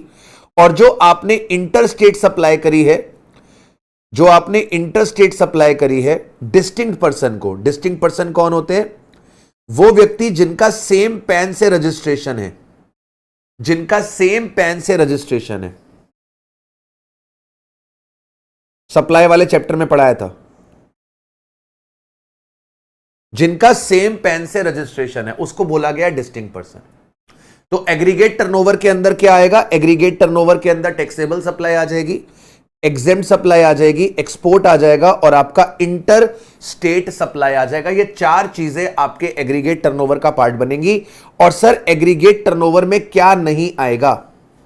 फिर मैं एक साथ आपको रिवाइज करा दूंगा। एग्रीगेट टर्नओवर में क्या नहीं आएगा? कौन सी ऐसी चीज है जिसे हम एग्रीगेट टर्नओवर का पार्ट नहीं बनाएंगे? तो सरकार कहती है इनवर्ड सप्लाई, इनवर्ड सप्लाई जिस पे आप रिवर्स चार्ज के अंदर टैक्स पे कर रहे हो, इनवर्ड सप्लाई जिस पे आप रिवर्स चार्ज के अंदर टैक्स दे रहे हो। बच्चों टर्नओवर का मतलब क्या होता है? टर्नओवर का मतलब होता है सेल, टर्नओवर का मतलब होता है आउटवर्ड सप्लाई, वो सप्लाई जो तुमने करी। इनवर्ड सप्लाई तो परचेज होती है और परचेज थोड़े ना टर्नओवर का पार्ट बनती है। तो भले परचेज में तुम रिवर्स चार्ज के अंदर टैक्स दे रहे हो, भले परचेज पे तुम रिवर्स चार्ज के अंदर टैक्स दे रहे हो, परचेज कभी भी एग्रीगेट टर्नओवर का पार्ट नहीं बनेगी। इसके अलावा एग्रीगेट टर्नओवर के अंदर जो जीएसटी वाले टैक्सेस हैं, CGST, SGST, UTGST, IGST, compensation cess, ये भी एग्रीगेट टर्नओवर का पार्ट नहीं बनेंगे, ये भी एग्रीगेट टर्नओवर का पार्ट नहीं बनेंगे। तीसरा पॉइंट बड़ा इंपॉर्टेंट है, ध्यान से देखना। तीसरा पॉइंट बड़ा इंपॉर्टेंट है, टर्नओवर के अंदर क्या इंक्लूड नहीं करेंगे? टर्नओवर के अंदर सरकार कहती है value of supply of exempt services, value of supply of exempt services by way of extending deposit, loan, advances, so far the consideration is represented by way of interest or discount. Exemption वाले chapter में हम पढ़ेंगे कि sir अगर आप deposit देते हो, loan और एडवांस देते हो और इसके बदले में आपका जो कंसीडरेशन है वो इंटरेस्ट के रूप में आता है, डिस्काउंट के रूप में आता है, तो ये एग्जेम्प्ट होता है। मतलब बैंक्स वगैरह आपको लोन देते हैं और लोन के बदले में ब्याज आता है, उस ब्याज के ऊपर जीएसटी नहीं लगती, एग्जेम्प्ट किया हुआ है। Value of supply of exempt services by way of extending deposit, आप लोगों को अपने पास पैसा जमा करने के लिए देते हो। Saving deposit, fix deposit, saving deposit और फिक्स डिपॉजिट में जो लोग पैसा जमा करते हैं उनको बदले में क्या मिलता है? इंटरेस्ट। बैंक लोन और एडवांसेस ग्रांट करते हैं, तो अगर आप लोन और एडवांस ग्रांट कर रहे हो, अगर आप डिपॉजिट एक्सेप्ट कर रहे हो, बदले में इंटरेस्ट दे रहे हो, डिपॉजिट एक्सेप्ट कर रहे हो, बदले में इंटरेस्ट दे रहे हो, या फिर आप लोन और एडवांस दे रहे हो जिसके बदले में आप इंटरेस्ट चार्ज कर रहे हो, तो वो वाली सप्लाई को एग्जेम्प्ट किया हुआ है सरकार ने एग्जेम्पशन नोटिफिकेशन डाल के। इस वाली एग्जेम्प्ट सप्लाई को आपको टर्नओवर के अंदर इंक्लूड नहीं करना। इस वाली सप्लाई को आपको टर्नओवर के अंदर इंक्लूड नहीं करना। आओ मैं तुम्हें समझाता हूं। एग्रीगेट टर्नओवर के अंदर क्या क्या आएगा? एग्रीगेट टर्नओवर के अंदर क्या क्या आएगा? सर एग्रीगेट टर्नओवर के इंक्लूजन्स के अंदर, एग्रीगेट टर्नओवर के इंक्लूजन्स के अंदर चार चीजें हैं।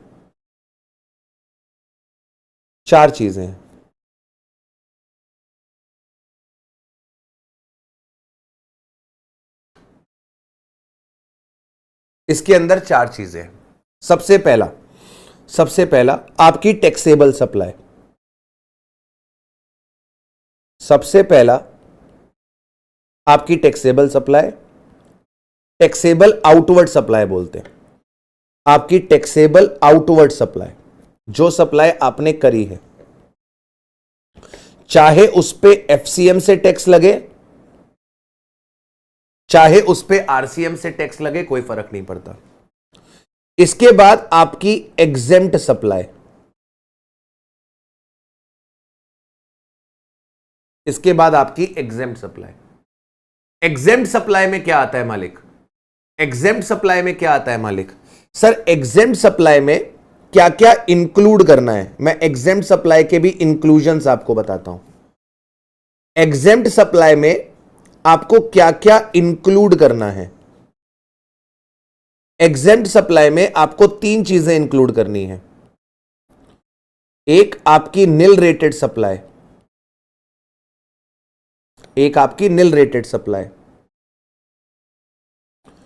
दूसरा आपका नॉन टैक्सेबल सप्लाई, और तीसरा आपका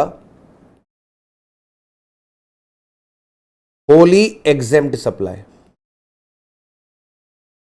ये तीन चीजें आपकी एग्जेम्प्ट सप्लाई में आएंगी।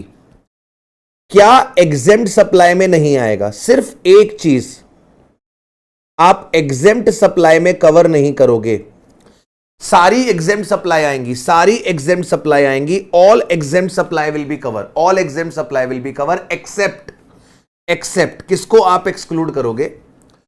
सर आपका value of supply of exempt supply, जहां पर आप क्या करते हो, जहां पर आप एक्सटेंड करते हो डिपॉजिट्स को, लोन्स को, एडवांसेस को, एंड आपको बदले में कंसीडरेशन के रूप में क्या मिलता है? आपको बदले में कंसीडरेशन के रूप में या तो इंटरेस्ट मिलता है या तो डिस्काउंट मिलता है। डिस्काउंट क्या है? आपने जैसे मान लो इनवॉइसेस मेरे से खरीदी, मेरे पास क्रेडिट सेल्स थी 15 लाख रुपए की, तो मेरे पास इनवॉइसेस है 15 लाख की, मेरे पास 2 महीने बाद क्रेडिट सेल्स का पैसा आना है 15 लाख रुपए, तो डिस्काउंट पे जाती है इनवॉइसेस, इनवॉइस डिस्काउंटिंग होती है। इनवॉइस डिस्काउंटिंग एक फाइनेंस का तरीका है। मैं आपको अपने 15 लाख रुपए के बिल्स दे दूंगा, 2 महीने बाद मेरे जो डेटर्स है वो आपको पैसा दे देंगे। 15 लाख रुपए के बिल मैंने आपको दे दिए, आप मुझे आज 50,000 रुपए काट के 14,50,000 दे देते हो। इसको बोलते हैं डिस्काउंटिंग। आपने इनवॉइस डिस्काउंट किया, जैसे आपने बचपन में बिल्स ऑफ एक्सचेंज की डिस्काउंटिंग सीखी थी ना, बिल्कुल वैसे ही। तो सर ये वाला जो आपका एग्जेम्प्ट सप्लाई है, ये वाला एग्जेम्प्ट सप्लाई एग्रीगेट टर्नओवर का पार्ट नहीं बनता। ये वाला आपका जो एग्जेम्प्ट सप्लाई है, ये आपके एग्रीगेट टर्नओवर का पार्ट नहीं बनता है, नहीं बनता है। Okay sir, okay. इसके बाद सर आपकी जो एक्सपोर्ट है वो आपके एग्रीगेट टर्नओवर में आएगी। इसके बाद जो आपकी इंटर स्टेट सप्लाई है to distinct person, inter state जो सप्लाई करी है आपने to distinct person. Distinct person कौन होते हैं? Person having the same PAN, जिन्होंने ऑल ओवर इंडिया अलग अलग स्टेट्स में रजिस्ट्रेशन ले रखा है। ठीक है मालिक? तो ये आपके एग्रीगेट टर्नओवर का इंक्लूजन है, एग्रीगेट टर्नओवर का इंक्लूजन है। एग्रीगेट टर्नओवर में 2 एक्सक्लूजन्स और हैं। एग्रीगेट टर्नओवर में 2 एक्सक्लूजन्स और हैं।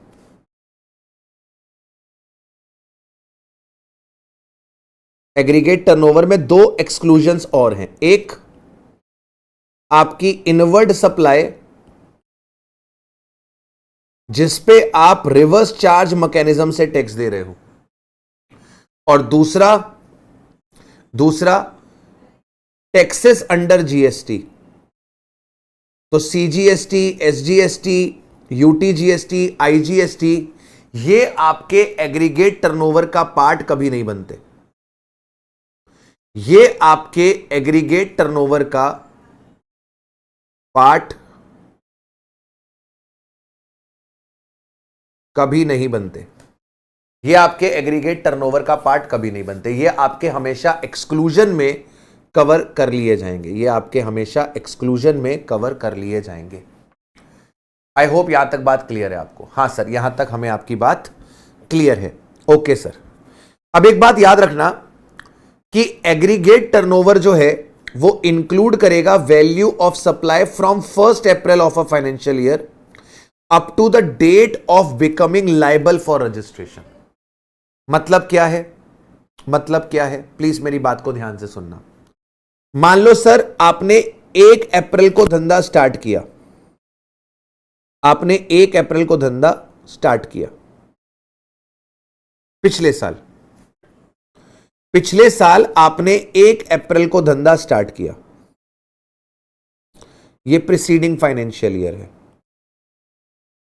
यह प्रीसीडिंग फाइनेंशियल ईयर है 2024-25, प्रीसीडिंग फाइनेंशियल ईयर 2024-25।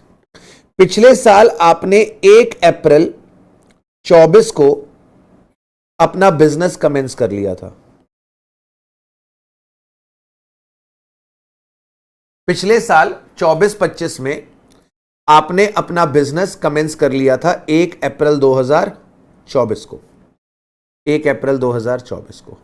और भगवान की कृपा से आपका टर्नओवर 40 लाख रुपए को एक्सीड कर गया 1 जुलाई को। 1 जुलाई 24 को आपका टर्नओवर एक्सीड कर गया 40 लाख को, या मैं कहता हूं 1 जुलाई को आपका टर्नओवर 40 लाख हो गया। 1 जुलाई को आपका टर्नओवर 40 लाख हो गया, यानी कि आपने 1 अप्रैल से लेकर 1 जुलाई तक, आपने 1 अप्रैल से लेकर 1 जुलाई तक 40 लाख का टर्नओवर अचीव कर लिया। फिर 1 जुलाई के बाद 31 मार्च 25 तक, इस पीरियड में आपने टर्नओवर किया 120 लाख का, आपने टर्नओवर किया 120 लाख का, 120 लाख का।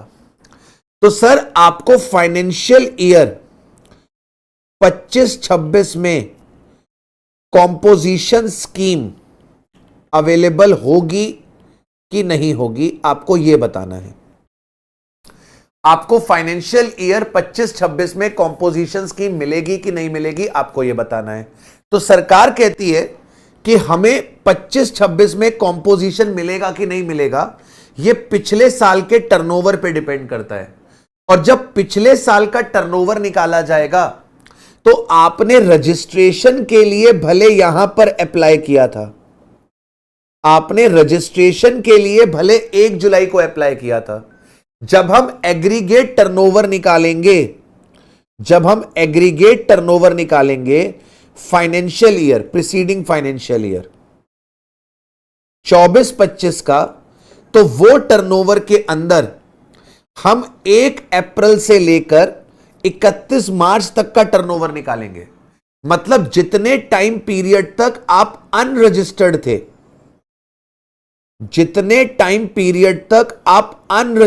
थे, वो भी आपके टर्नओवर का पार्ट बनेगा। जितने टाइम पीरियड तक आप अनरजिस्टर्ड थे, उस टाइम पे जो आपने टर्नओवर अचीव किया था, यह टर्नओवर भी आपके एग्रीगेट टर्नओवर का पार्ट बनेगा। यानी कि एग्रीगेट टर्नओवर में रजिस्ट्रेशन के बाद वाला टर्नओवर तो आएगा ही, एग्रीगेट टर्नओवर में रजिस्ट्रेशन के बाद वाला टर्नओवर तो आएगा ही, लेकिन रजिस्ट्रेशन से पहले 1 अप्रैल से लेकर रजिस्ट्रेशन की डेट तक आपने जो टर्नओवर अचीव किया है, वो भी एग्रीगेट टर्नओवर का पार्ट बनेगा। यानी कि आपका एग्रीगेट टर्नओवर जब निकाला जाएगा तो 40 लाख प्लस 120 लाख, टोटल 160 लाख है। यानी कि आपका एग्रीगेट टर्नओवर एक्सीड कर रहा है 150 लाख को। देयरफॉर आप यहां पर बिल्कुल भी एलिजिबल नहीं हो, यहां पर आप बिल्कुल भी एलिजिबल नहीं हो। For what? आप यहां पर बिल्कुल भी एलिजिबल नहीं हो for composition scheme during previous year 25-26। 25-26 में आपको कॉम्पोजिशन स्कीम अवेलेबल नहीं हो पाएगी, क्योंकि आपका एग्रीगेट टर्नओवर एक्सीड कर रहा है। इसके बाद क्या कहता है? Withdrawal from the composition scheme. Withdrawal from the composition scheme. As per section 10(3), option of a registered person to avail the composition scheme for the services as well as goods. यहां पे goods और service कर दो, यहां पे goods और service कर दो। Shall lapse with effect from the day on which his aggregate turnover shall lapse effect from the day on which aggregate turnover during the financial year exceeds the threshold limit of 150 lakh और 75 लाख। देखिए क्या बोल रहा है, कह रहा है sir मान लो आपका पिछले साल का टर्नओवर प्रीसीडिंग फाइनेंशियल ईयर 24-25, आपका 24-25 का टर्नओवर 100 लाख था, आपका 24-25 का टर्नओवर 100 लाख था। करंट फाइनेंशियल ईयर में आपने 1 अप्रैल को, करंट फाइनेंशियल ईयर आपका 25-26 में आपने 1 अप्रैल 25 को कॉम्पोजिशन स्कीम ऑप्ट कर लिया। आपने कॉम्पोजिशन स्कीम ऑप्ट कर लिया, ठीक है, कॉम्पोजिशन स्कीम ऑप्ट कर लिया। सर मान लो मालिक आपका 15 अक्टूबर 25 तक इस डेट तक आपका टर्नओवर 150 लाख का हो गया। इस डेट तक आपका टर्नओवर 150 लाख हो गया। अब लॉ मेकर कहता है जिस दिन आपका टर्नओवर 150 लाख या फिर 75 लाख, नस्टा M3 में 75 लाख और कॉम्पोजिशन में 150 लाख, कह रहा है कि जिस दिन आपका टर्नओवर 150 लाख एक्सीड कर जाएगा उस दिन कॉम्पोजिशन स्कीम विड्रॉ हो जाएगी। इसका मतलब यह होता है कि आपको कॉम्पोजिशन स्कीम दी गई है, जब तक आपका टर्नओवर 150 लाख या 75 लाख को एक्सीड ना हो जाए। देखो, दो चीजें हैं। अगर आपका प्रीसीडिंग फाइनेंशियल ईयर का टर्नओवर अप टू 150 लाख और 75 लाख, एज द केस में बी, अगर आपका पिछले साल का टर्नओवर 150 लाख या फिर 75 लाख है, एज द केस में बी, देन आप करंट फाइनेंशियल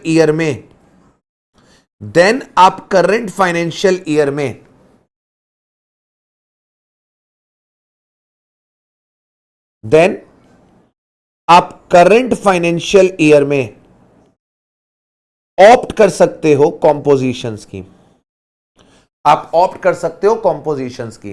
लेकिन कॉम्पोजिशन स्कीम आपके पास पूरे साल भर नहीं रहेगी। इन करंट फाइनेंशियल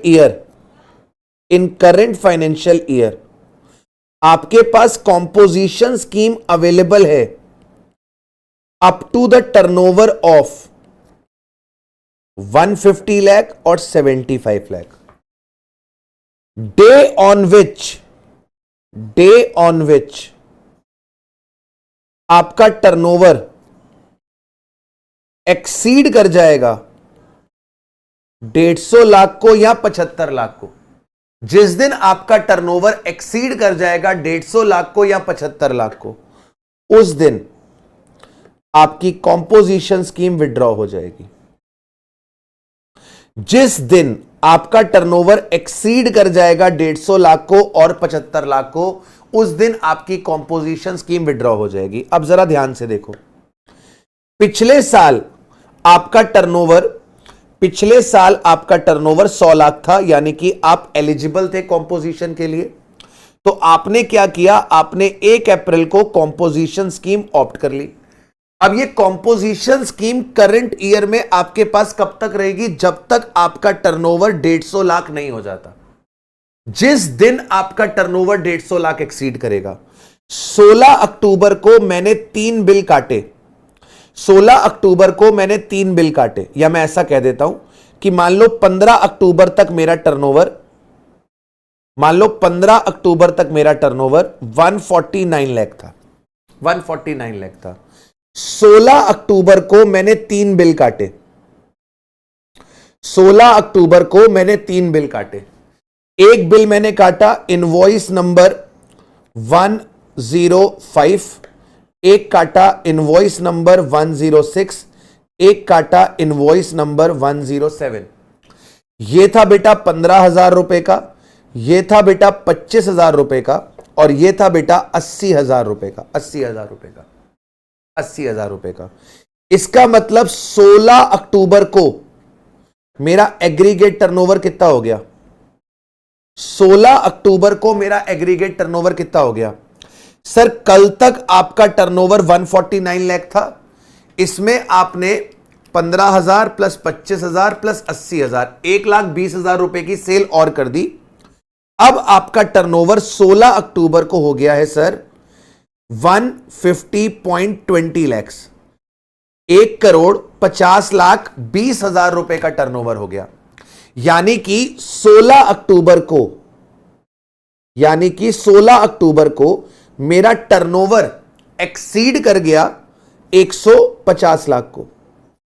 16 अक्टूबर को मेरा टर्नओवर एक्सीड कर गया 150 लाख को। देयरफॉर 16 अक्टूबर को मेरी कॉम्पोजिशन विड्रॉ हो जाएगी और मैं नॉर्मल स्कीम में आ जाऊंगा।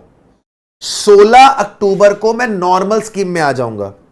यानी कि 16 अक्टूबर को मैंने जितने बिल काटे हैं, 16 अक्टूबर को मैंने जितने बिल काटे हैं, इन पे कॉम्पोजिशन रेट नहीं लगेगा, इन पे कॉम्पोजिशन रेट नहीं लगेगा, इनके ऊपर नॉर्मल जीएसटी रेट अप्लाई होगा।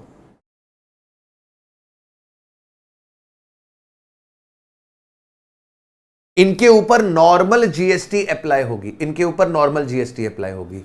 ये जो मेरा 149 लाख तक का टर्नओवर था, इसके ऊपर कॉम्पोजिशन रेट अप्लाई होगा, जो कॉम्पोजिशन का जीएसटी रेट है, इन पे वो अप्लाई होगा। जिस दिन मेरी कॉम्पोजिशन स्कीम विड्रॉ हो रही है, जिस दिन मेरी कॉम्पोजिशन स्कीम विड्रॉ हो रही है, उस दिन की मेरी जितनी सप्लाई है उस पे नॉर्मल जीएसटी रेट लगेगी। यानी कि यहां पर 16 अक्टूबर को मैं नॉर्मल स्कीम में हूं, इधर मेरे को नॉर्मल जीएसटी देनी पड़ेगी, और इससे पहले तक मैं कॉम्पोजिशन जीएसटी पे करके चलूंगा, इसके पहले तक मैं कॉम्पोजिशन जीएसटी पे करके चलूंगा। कॉम्पोजिशन के रेट क्या होते हैं? कॉम्पोजिशन के रेट क्या होते हैं? कॉम्पोजिशन के रेट क्या होते हैं, ये मैं आपको ऐसे समझाता हूं। कॉम्पोजिशन के रेट क्या होते हैं? कॉम्पोजिशन के रेट, कॉम्पोजिशन के रेट, अगर मैं गुड्स की बात करता हूं, अगर मैं गुड्स की बात करता हूं, तो गुड्स के केस में या तो मैं ट्रेडर रहूंगा या तो मैं मैन्युफैक्चरर रहूंगा। अगर मैं मैन्युफैक्चरर हूं तो मेरा कॉम्पोजिशन रेट है 1% of total turnover, 1% of total turnover in state, 1% of total turnover in state. और अगर मैं ट्रेडर हूं तो ट्रेडर के केस में 1% of taxable turnover in the state. अब सर दोनों में ध्यान से देखो क्या लिखा हुआ है। मैन्युफैक्चरर के केस में लिखा है टोटल टर्नओवर और ट्रेडर के केस में लिखा है टैक्सेबल टर्नओवर। दोनों में फर्क क्या है? यानी कि मैन्युफैक्चरर के केस में, मैन्युफैक्चरर के केस में टोटल टर्नओवर का मतलब है, टोटल टर्नओवर का मतलब है taxable turnover plus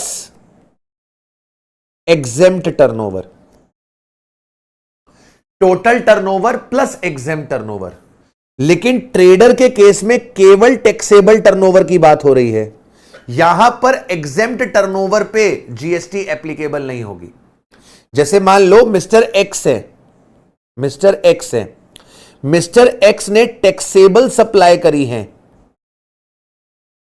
mister x ने टैक्सेबल सप्लाई करी है मान लो 50 लाख रुपए की, और इन्होंने एग्जेम्प्ट सप्लाई करी है मान लो 25 लाख रुपए की, मान लो 25 लाख की। अब मालिक अगर एक्स मैन्युफैक्चरर है, एक्स अगर मैन्युफैक्चरर है तो इसकी जीएसटी ऑब्लिगेशन कितनी आएगी? टोटल टर्नओवर, टोटल टर्नओवर कितने का है? 75 लाख, 75 लाख का 1% 75,000 रुपए।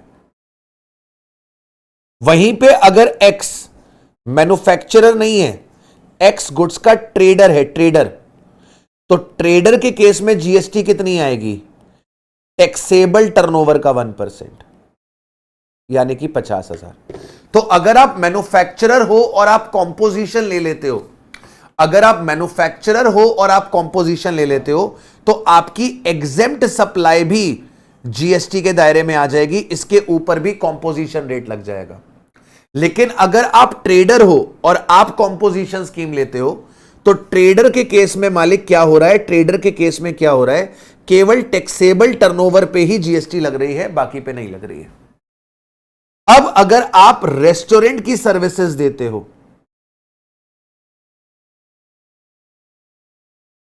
तो यहां पर 5% का जीएसटी लगता है, अगेन टोटल टर्नओवर पे। यानी कि रेस्टोरेंट की जो टैक्सेबल सप्लाई है उस पे भी जीएसटी लगेगा और एग्जेम्प्ट सप्लाई पे भी जीएसटी लगेगा। टोटल टर्नओवर लिखा हुआ है तो टोटल के अंदर टैक्सेबल भी आ जाएगा प्लस इसके अंदर आपका एग्जेम्प्ट भी आ जाएगा।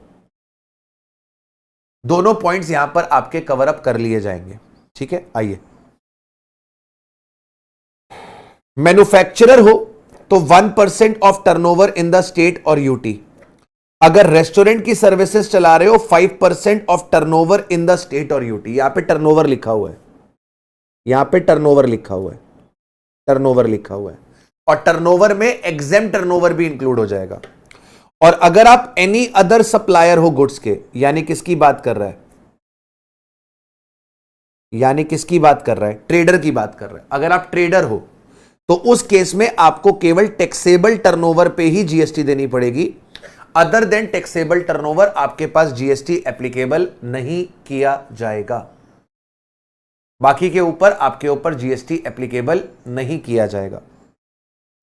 आगे क्या कहता है, for the purpose of determining the composition tax, for the purpose of determining the composition tax turnover in the state or UT shall not include supplies from the 1st April of the financial year up to the date when such person becomes liable for registration under this act। मतलब जब तक आप unregistered थे उस वाले turnover पे composition tax नहीं लगेगा। जब तक आप अनरजिस्टर्ड थे उसके ऊपर आपका कॉम्पोजिशन टैक्स नहीं लगेगा। और क्या इंक्लूड नहीं करना है, टर्नओवर में इंक्लूड नहीं करना है एग्जेम्प्ट सप्लाई जो आपने प्रोवाइड करी है by way of extending deposit, loans और एडवांसेस, जिसका कंसिडरेशन इंटरेस्ट और डिस्काउंट के फॉर्म में आता है।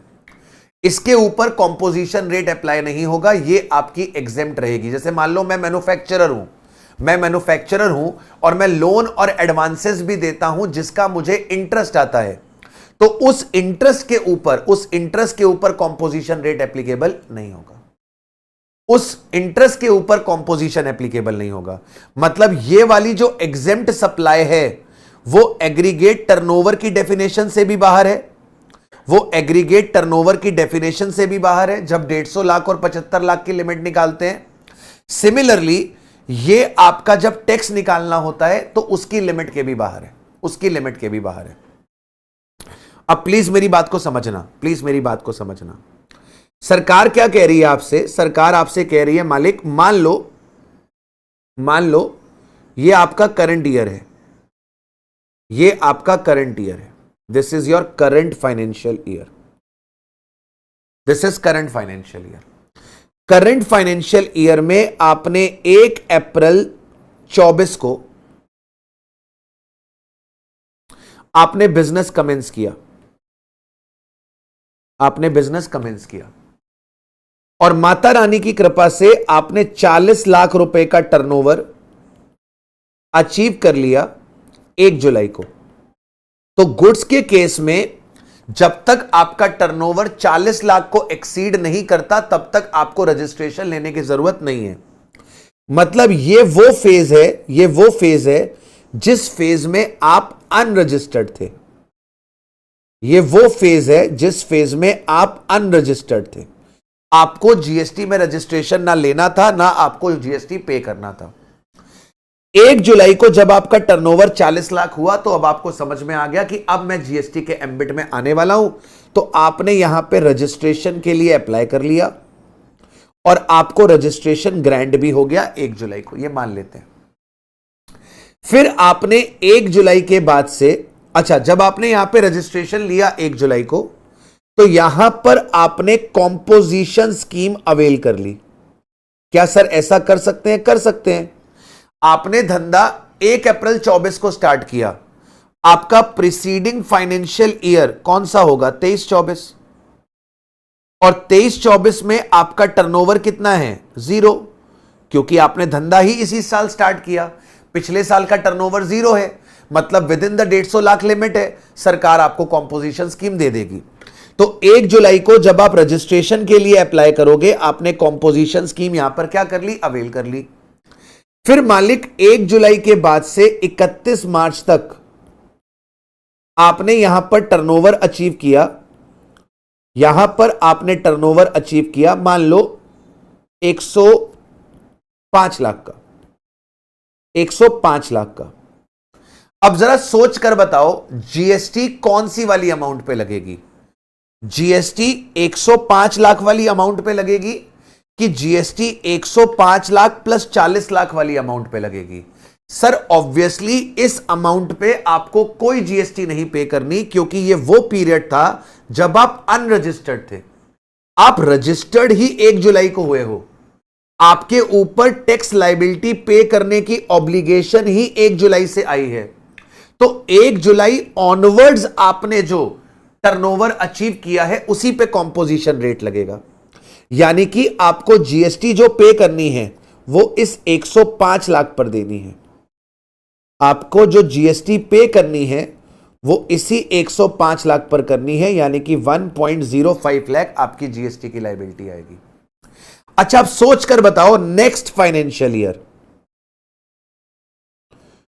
25-26 में आपको कॉम्पोजिशन स्कीम अवेलेबल होगा कि नहीं होगा?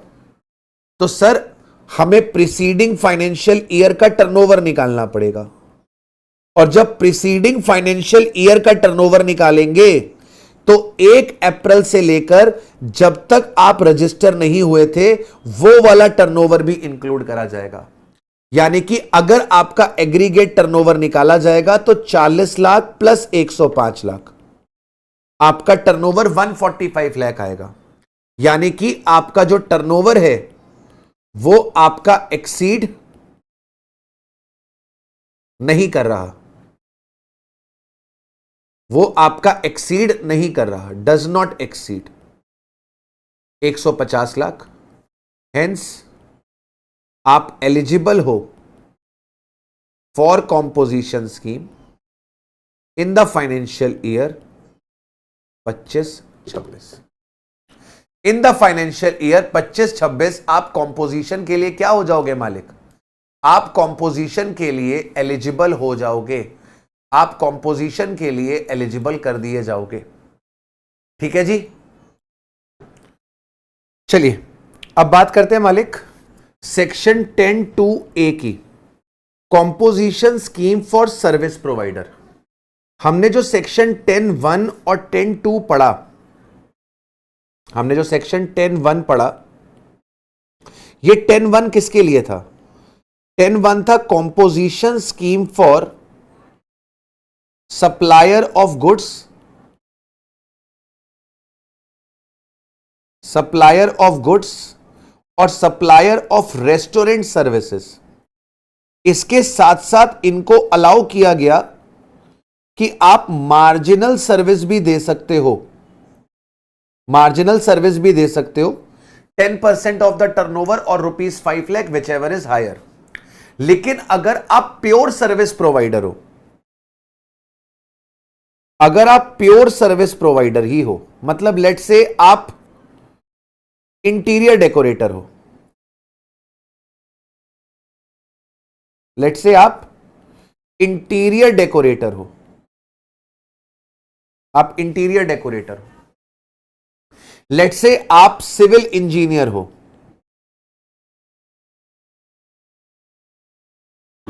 या फिर आप लेट से कोई आईटी प्रोफेशनल हो, तो बाबू ऐसे केस में आपको कॉम्पोजिशन कहां मिलेगी? सर अगर आप प्योर सर्विस प्रोवाइडर हो तो ऐसे केस में आपको कॉम्पोजिशन मिलेगी सेक्शन 10(2)(a) के अंदर। और सेक्शन 10(2)(a) आपसे क्या कहता है मालिक? सेक्शन 10(2)(a) आपसे कहता है कि अगर आपका पिछले साल का टर्नओवर, अगर आपका पिछले साल का टर्नओवर अप टू 50 लाख है, अप टू 50 लाख है, तो आप एलिजिबल हो इस कॉम्पोजिशन स्कीम के लिए, इस कॉम्पोजिशन स्कीम के लिए। ठीक है, composition scheme for service provider. ठीक है, अगर आपका पिछले फाइनेंशियल ईयर का एग्रीगेट टर्नओवर, एग्रीगेट टर्नओवर की डेफिनेशन वही जो हमने पढ़ी अभी, तो आप एलिजिबल हो इस कॉम्पोजिशन स्कीम के अंदर, और आपका जो कॉम्पोजिशन रेट होगा वो 6% होगा, और करंट ईयर में आपके पास 50 लाख रुपए तक के टर्नओवर पर यह सुविधा उपलब्ध रहेगी। यह सुविधा आपके पास उपलब्ध रहेगी। मान लो मैं इंटीरियर डेकोरेटर हूं, मान लो मैं इंटीरियर डेकोरेटर हूं, सर क्या इसमें चार्टर्ड अकाउंटेंट्स भी आ जाएंगे? आ जाएंगे, इसमें चार्टर्ड अकाउंटेंट्स भी आ जाएंगे, सीए, सीएस, सीएम में वो भी यहां पर कॉम्पोजिशन ले सकते हैं। मान लो मैं इंटीरियर डेकोरेटर हूं और मेरे पिछले फाइनेंशियल ईयर का टर्नओवर मान लो 40 लाख का था, तो मुझे करंट फाइनेंशियल ईयर में कॉम्पोजिशन मिल जाएगा, मुझे करंट फाइनेंशियल ईयर में कॉम्पोजिशन मिल जाएगा। करंट फाइनेंशियल ईयर मान लो 25-26 है, तो मैंने 1 अप्रैल 25 को कॉम्पोजिशन स्कीम अवेल कर ली। तो मेरे पास ये कॉम्पोजिशन स्कीम कब तक रहेगी? सर जब तक आपका टर्नओवर 50 लाख ना हो जाए। तो 15 नवंबर तक मेरा टर्नओवर 50 लाख हो गया। 15 नवंबर तक मेरा टर्नओवर 50 लाख हो गया, और 16 नवंबर को मेरा टर्नओवर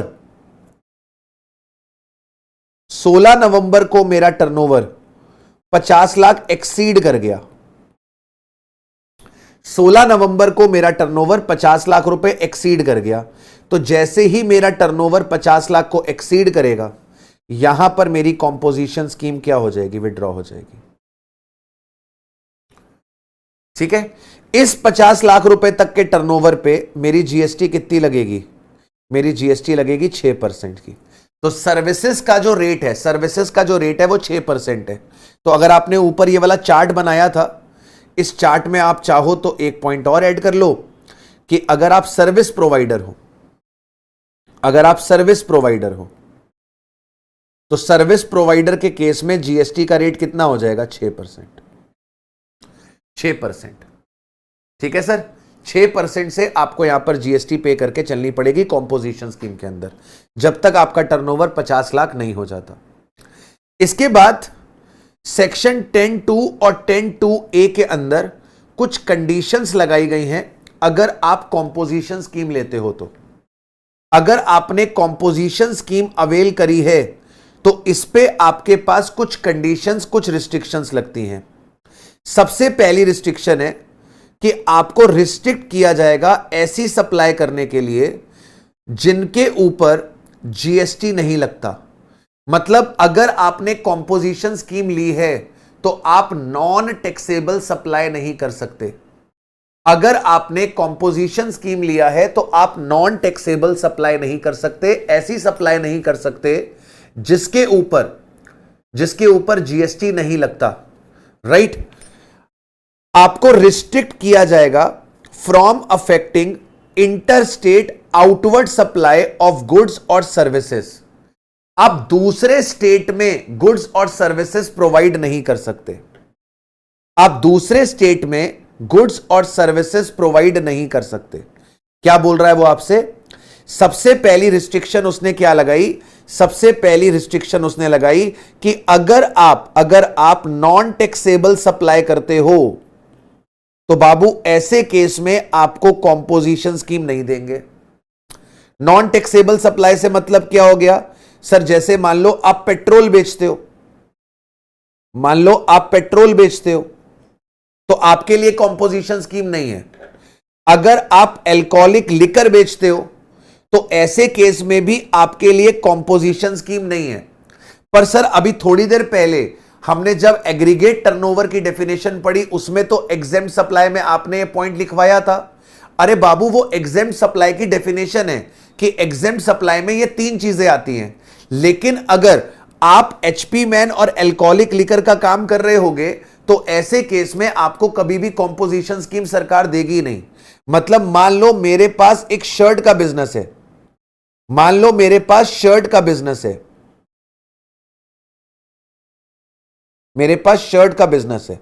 मैं शर्ट का ट्रेडर हूं और इसके साथ साथ मेरा पेट्रोल पंप भी है। इसके साथ साथ मेरा पेट्रोल पंप भी है, मैं पेट्रोल भी सप्लाई करता हूं। तो ऐसे केस में भले मेरा टर्नओवर 150 लाख को एक्सीड ना करे, मेरे को यहां पर कॉम्पोजिशन स्कीम नहीं मिल सकती, क्योंकि मैं नॉन टैक्सेबल सप्लाई कर रहा हूं। क्योंकि मैं नॉन टैक्सेबल सप्लाई कर रहा हूं तो यहां पर मुझे कॉम्पोजिशन नहीं मिल सकती। दूसरा पॉइंट कहता है मालिक कि सर आपको रिस्ट्रिक्ट किया जाता है इंटर स्टेट सप्लाई करने के लिए, इंटर स्टेट आउटवर्ड सप्लाई करने के लिए, यानी कि आप दूसरे स्टेट में माल नहीं बेच सकते। आप अगर यूपी के हो और यूपी में ही माल बेचते हो तब तो आपको कॉम्पोजिशन स्कीम दे देंगे। अगर आप यूपी के हो, ये आउटवर्ड सप्लाई है, अगर आप यूपी के हो और आप दिल्ली में माल बेचते हो, दिल्ली में माल बेचते हो, मतलब आपने इंटर स्टेट आउटवर्ड सप्लाई करी, तो यहां पर आपको कॉम्पोजिशन स्कीम नहीं मिलेगी। फोकस करना रिस्ट्रिक्शन आउटवर्ड सप्लाई पे है, इनवर्ड सप्लाई में कोई रिस्ट्रिक्शन नहीं है। मतलब सर मैं यूपी का हूं और यूपी में ही आउटवर्ड सप्लाई करता हूं, मतलब मैं जो माल बेचता हूं वो विद इन द स्टेट बेचता हूं, लेकिन माल खरीदता मैं दिल्ली से हूं, माल खरीदता मैं दिल्ली से हूं। तो तुम माल कहां से खरीदते हो वो मैटर नहीं करता, तुम माल कहां बेचते हो वो मैटर करता है। क्योंकि तुम विद इन द स्टेट बेच रहे हो, विद इन द स्टेट बेच रहे हो, तो तुम्हें यहां पर कॉम्पोजिशन स्कीम मिल जाएगी, तुम्हें यहां पर कॉम्पोजिशन स्कीम मिल जाएगी। इनवर्ड सप्लाई पे रिस्ट्रिक्शन नहीं है, रिस्ट्रिक्शन आउटवर्ड सप्लाई पे है। इसके बाद restricted from making supplies through e commerce operator only for services. आप ई कॉमर्स के थ्रू सर्विसेज नहीं दे सकते, गुड्स दे सकते हो। अगर आप गुड्स के सप्लायर हो, अगर आप गुड्स के सप्लायर हो और आप ई कॉमर्स के थ्रू, आप ई कॉमर्स के थ्रू इंट्रा स्टेट सप्लाई कर रहे हो, मतलब with in the state supply कर रहे हो, तो आपको कॉम्पोजिशन स्कीम दे दिया जाएगा। अगर आप ई कॉमर्स के थ्रू इंटर स्टेट सप्लाई कर रहे हो, मतलब दूसरी स्टेट में माल बेच रहे हो, तो ऐसे केस में आपको कॉम्पोजिशन स्कीम नहीं मिलेगी। अगर आप सर्विसेज ई कॉमर्स के थ्रू दे रहे हो, चाहे इंटर दो चाहे इंट्रा दो, दोनों ही केस में कॉम्पोजिशन नहीं मिलेगी। सर्विसेज अगर आप ई कॉमर्स के थ्रू दोगे तो कॉम्पोजिशन नहीं मिलेगी, गुड्स अगर ई कॉमर्स के थ्रू इंट्रा में दोगे तो कॉम्पोजिशन मिल जाएगी, इंटर में दोगे तो कॉम्पोजिशन नहीं मिलेगी। आगे क्या कहता है, आगे क्या कहता है, आगे कहता है restricted on manufacturer of notified goods. अगर आप नोटिफाइड गुड्स के मैन्युफैक्चरर हो, अगर आप नोटिफाइड गुड्स के मैन्युफैक्चरर हो, तो आपको वहां पर कॉम्पोजिशन नहीं मिलेगी। फोकस करना, रिस्ट्रिक्शन किस पे लगाई जा रही है, रिस्ट्रिक्शन किस पे लगाई जा रही है, रिस्ट्रिक्शन मैन्युफैक्चरर पे लगाई जा रही है। रिस्ट्रिक्शन किस पे लगाई जा रही है, रिस्ट्रिक्शन मैन्युफैक्चरर पे लगाई जा रही है, मैन्युफैक्चरर पे। अगर आप मैन्युफैक्चरर हो नोटिफाइड गुड्स के, अगर आप मैन्युफैक्चरर हो नोटिफाइड गुड्स के, तो ऐसे केस में आपको कॉम्पोजिशन नहीं मिलेगा। नोटिफाइड गुड्स कौन से हैं, ice cream and other edible ice including not containing cocoa, ice cream and other edible ice whether or not containing cocoa, pan masala, pan masala, pan masala, tobacco and manufactured tobacco substitute. Pan masala बनाते हो, टोबैको बनाते हो, टोबैको बनाते हो। एरेटेड वाटर के मैन्युफैक्चरर हो, जैसे आपका soft drinks, cold drinks, Coca Cola, Thums Up, Pepsi, ठीक है, एरेटेड वाटर, जलजीरा, ठीक है, एरेटेड वाटर के अगर आप मैन्युफैक्चरर हो तो वहां पर भी आपको कॉम्पोजिशन नहीं मिलेगी। कुछ ब्रिक्स हैं, ब्रिक्स, ईट, कौन सी ईट, fly ash bricks, fly ash bricks राख से बनती हैं। Bricks of fossil meal, fossil meal से ब्रिक्स बनती हैं। बिल्डिंग ब्रिक्स, जो नॉर्मल आपकी ईंटें होती है लाल रंग की, अर्दन और रूफिंग टाइल्स। अर्दन और रूफिंग टाइल्स मतलब जमीन की टाइलें और छत की टाइलें, इनको बोलते हैं अर्दन और रूफिंग टाइल्स। आप चाहो तो गूगल करके इनको देख लेना कि फ्लाई ऐश ब्रिक कैसा दिखता है, अर्दन रूफिंग टाइल कैसे दिखती है, बिल्डिंग ब्रिक्स कैसे दिखती हैं, फॉसिल मील वाली ब्रिक्स कैसे दिखती है, एक बार देख लेना। इन ब्रिक्स को हम बोल देते हैं सर्टेन ब्रिक्स, इसको नाम दे देते हैं सर्टेन ब्रिक्स। कौन कौन सी आती है? फ्लाई ऐश ब्रिक्स आती है, ब्रिक्स ऑफ फॉसिल मील आती है, बिल्डिंग ब्रिक्स आती है, अर्दन और रूफिंग टाइल आती है। अब इसका शॉर्ट फॉर्म बनाया है मैंने, पति को ब्रिक से मारो, पति को ब्रिक से मारो, पति को ब्रिक से मारो। पति, P for pan masala, A for aerated water, T for tobacco, I for ice cream. पति में P pan masala, A aerated water, T tobacco और I आपका आइसक्रीम। और ब्रिक्स के अंदर आपके पास fly ash bricks, bricks of fossil meal, building bricks, earthen roofing tiles. तो अगर आप नोटिफाइड गुड्स के मैन्युफैक्चरर हो तो आपको कॉम्पोजिशन नहीं मिलेगा। अगर आप नोटिफाइड गुड्स के मैन्युफैक्चरर हो, अगर आप नोटिफाइड गुड्स के मैन्युफैक्चरर हो तो ऐसे केस में कॉम्पोजिशन स्कीम नहीं है। लेकिन अगर आप नोटिफाइड गुड्स के ट्रेडर हो तो ऐसे केस में कॉम्पोजिशन मिल जाएगी। नोटिफाइड गुड्स के ट्रेडर को मिल जाएगी, मैन्युफैक्चरर को नहीं मिलेगी। तो अगर मान लो मैं आइसक्रीम का ट्रेडर हूं तो मुझे कॉम्पोजिशन मिल जाएगा, लेकिन अगर मैं आइसक्रीम का मैन्युफैक्चरर हूं तो मुझे कॉम्पोजिशन नहीं मिलेगा।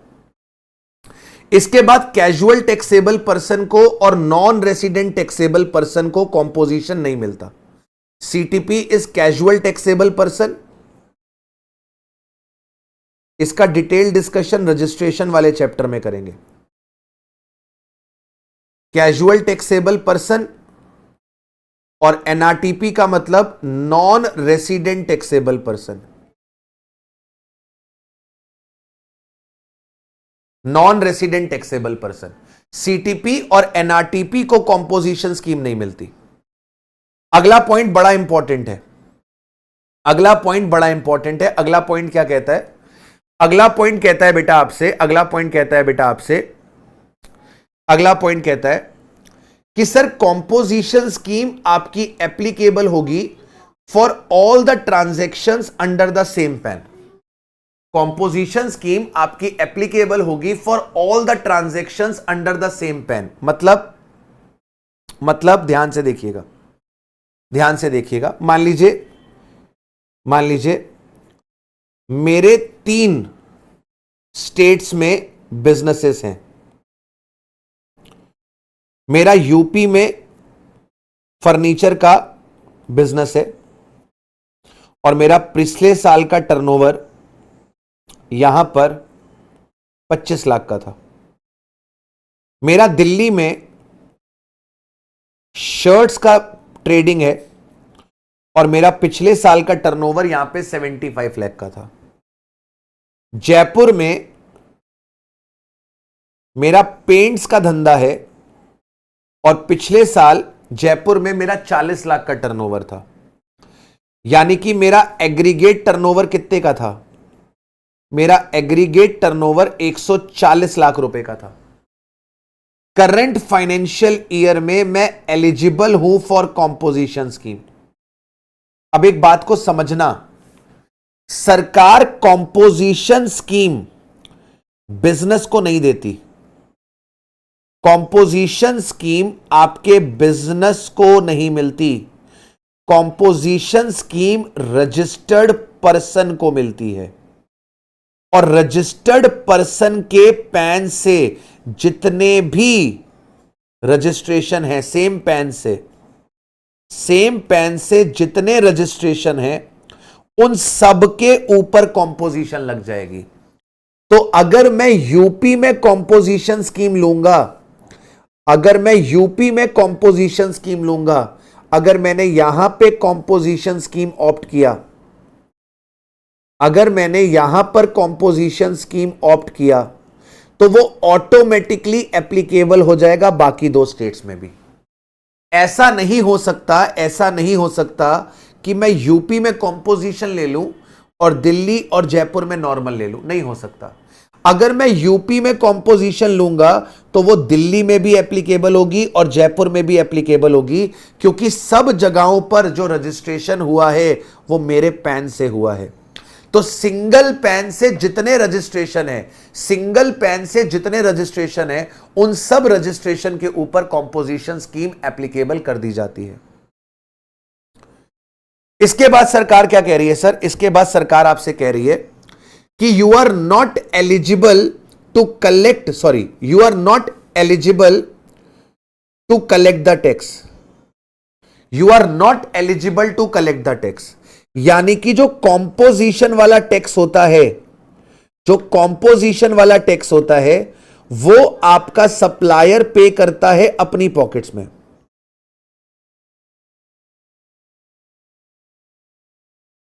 वो सप्लायर पे करता है अपनी पॉकेट से।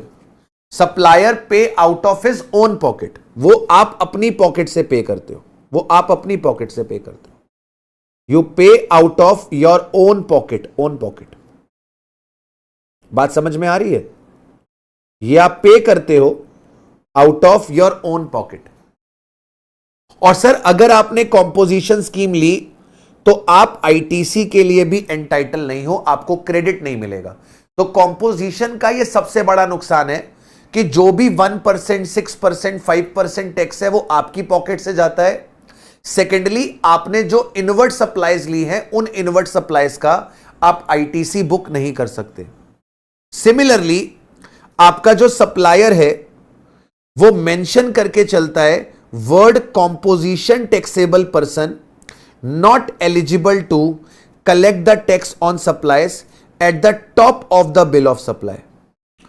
जो आपका सप्लायर है कॉम्पोजिशन का, वो बिल ऑफ सप्लाई इशू करता है। पहली चीज, आपका जो कॉम्पोजिशन सप्लायर है वो कभी भी टैक्स इनवॉइस इशू नहीं करता, क्योंकि टैक्स इनवॉइस में आप जीएसटी कलेक्ट करते हो।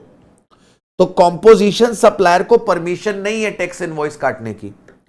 कंपोजिशन सप्लायर क्या देता है? Bill of supply. Bill of supply के अंदर आप केवल अपनी सप्लाई का वैल्यू चार्ज करते हो, जीएसटी चार्ज नहीं करते हो।